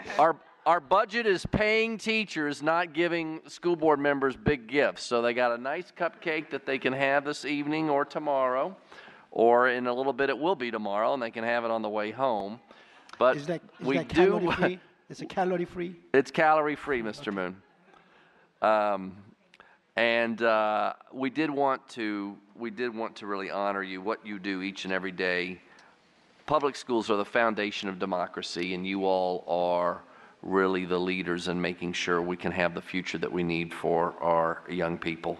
Ironically, again, I want to thank you for that. While we'll probably be done, it looks like Capitol Hill will still be up till 2 or 4 in the morning to finish their votes. So this school board is meeting the effectiveness E that I like to talk about. You will be wrapping up sooner rather than later and beating the federal government. So congratulations. Better than Capitol Hill. Thank you, although we still have to finish our closed session. Oh. Okay. Having said that, those board members who wish to speak more, it is time for board matters. I will begin with Ms. Keys-Gamarra. Is that optional? No, I'm just kidding. It is optional at 11:15 because we have more work to do. Thank you for baptizing me into the budget process. I appreciate it from all of my colleagues. Lots of meetings this week, really getting acquainted with some of the things that are dear to my heart, such as mental health and bullying and things of that nature, and talking to folks who really want to partner with our schools. So I'll keep it short and sweet, and let's go to closed session, but thank you very much. Have a great week. Ms. Darren Kofax. Quickly, yes, thank you, Dr. Braybrand, for those kind comments and the cupcakes. And quickly, Ms. Corbett Sanders and I, over the weekend, went to the National School Boards Association Advocacy Forum down in D.C., and we met we were able to meet with Senator Tim Kaine, the staff of Senator Mark Warner, and the and Congressman Conley, and Ms. Keys-Gamarra met with Congressman Beyer as well. So we talked about many of the priorities overall for school systems, and for some of the congressmen, we were able to speak specifically to Fairfax needs. So we were excited to do that, and if anybody has questions, I'll share with you what we heard. Bye. Ms. Hines. Yeah, I would just say not only did we beat Congress to the gavel, we have a budget. Done, at least for tonight. So there you go. A couple things. Yes, I want to thank Ms. Darren Kofax and Ms. Corbett Sanders for taking one for the team and going to Capitol Hill and fighting for us up there. I also, over the weekend, attended the NSBA's Equity Symposium. It was the same weekend as the Advocacy Institute, and came away with some great information, which I'll be sharing with the superintendent and with Dr. Duran, just some things that are going on around the rest of the country that we might be able to take advantage of. So thank you. Good night. Thank you. I'll be eager to see what you got from that, Ms. Hines. Thank you. Mr. Moon? I am going to yield my time to Mrs. McLaughlin. Ms. Corbett Sanders.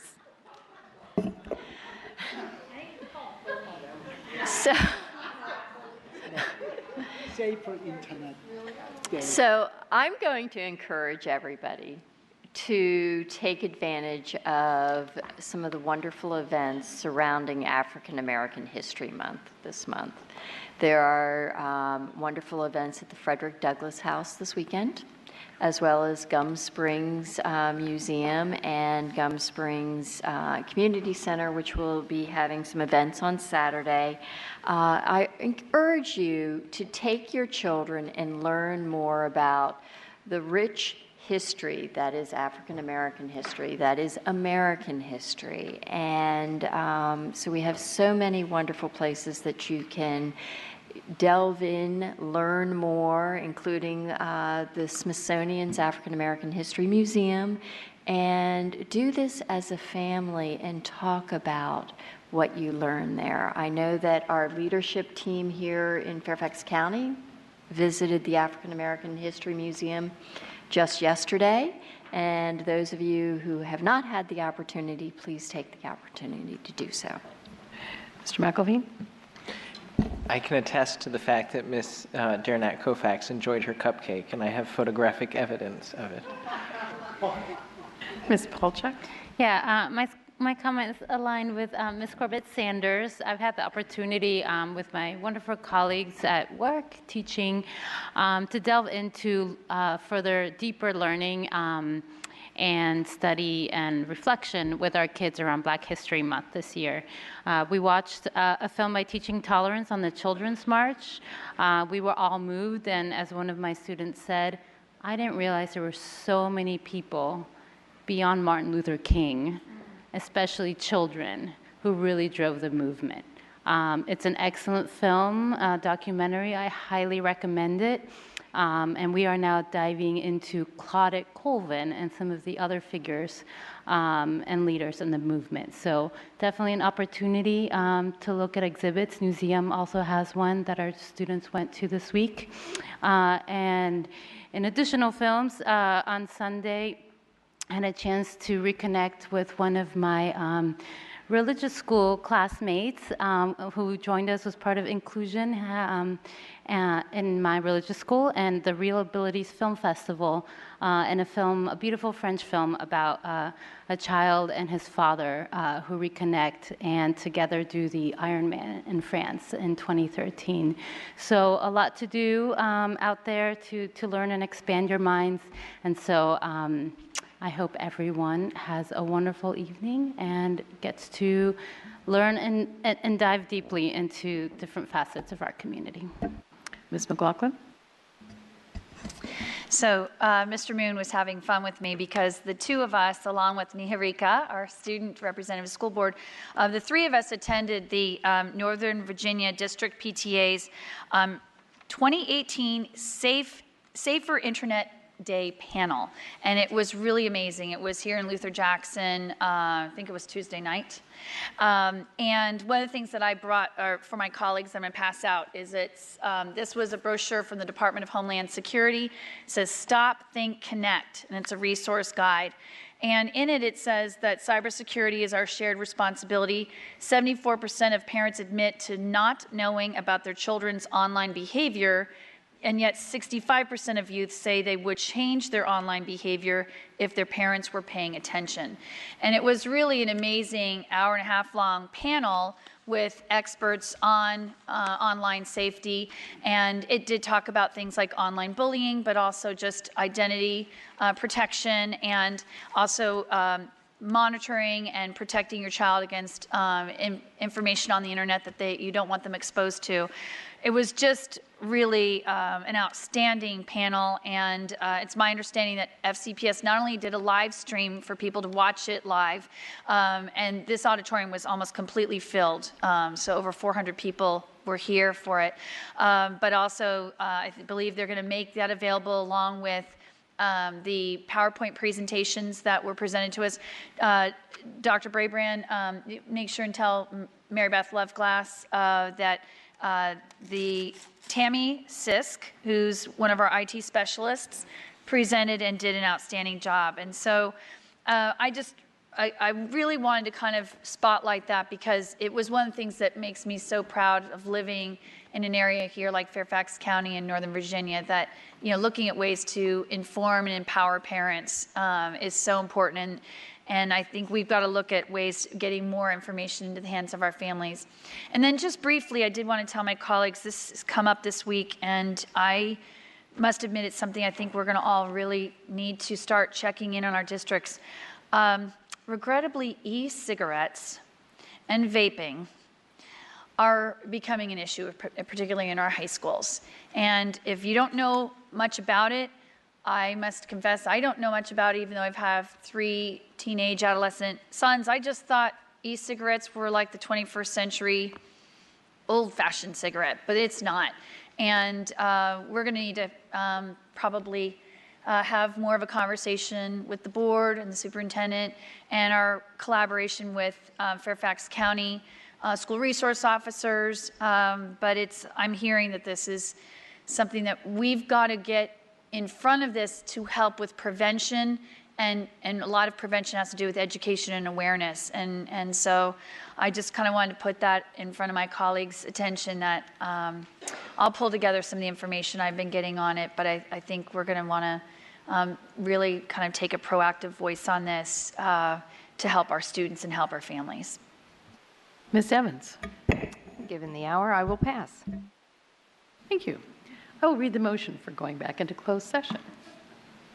The board will now make a motion to go into closed meeting to, 1, discuss and consider disciplinary matters concerning 2 students pursuant to Section 2.2-3711A2 of the Code of Virginia, to consult with legal counsel for matters pertaining to actual or probable litigation where such consultation or briefing in open meeting would adversely affect the negotiating or litigating posture of the public body, and regarding specific legal matters requiring the provision of legal advice by such counsel, specifically personnel matters and claims made by the general contractor on a school renovation project pursuant to Section 2.2-3711A7 and 8 of the Code of Virginia, and 3, discuss and consider personnel matters. Is there a motion? I need a motion. Moved by Mr. Moon, seconded by Ms. Hines. All those in favor? We are in closed meeting. Thank you very much.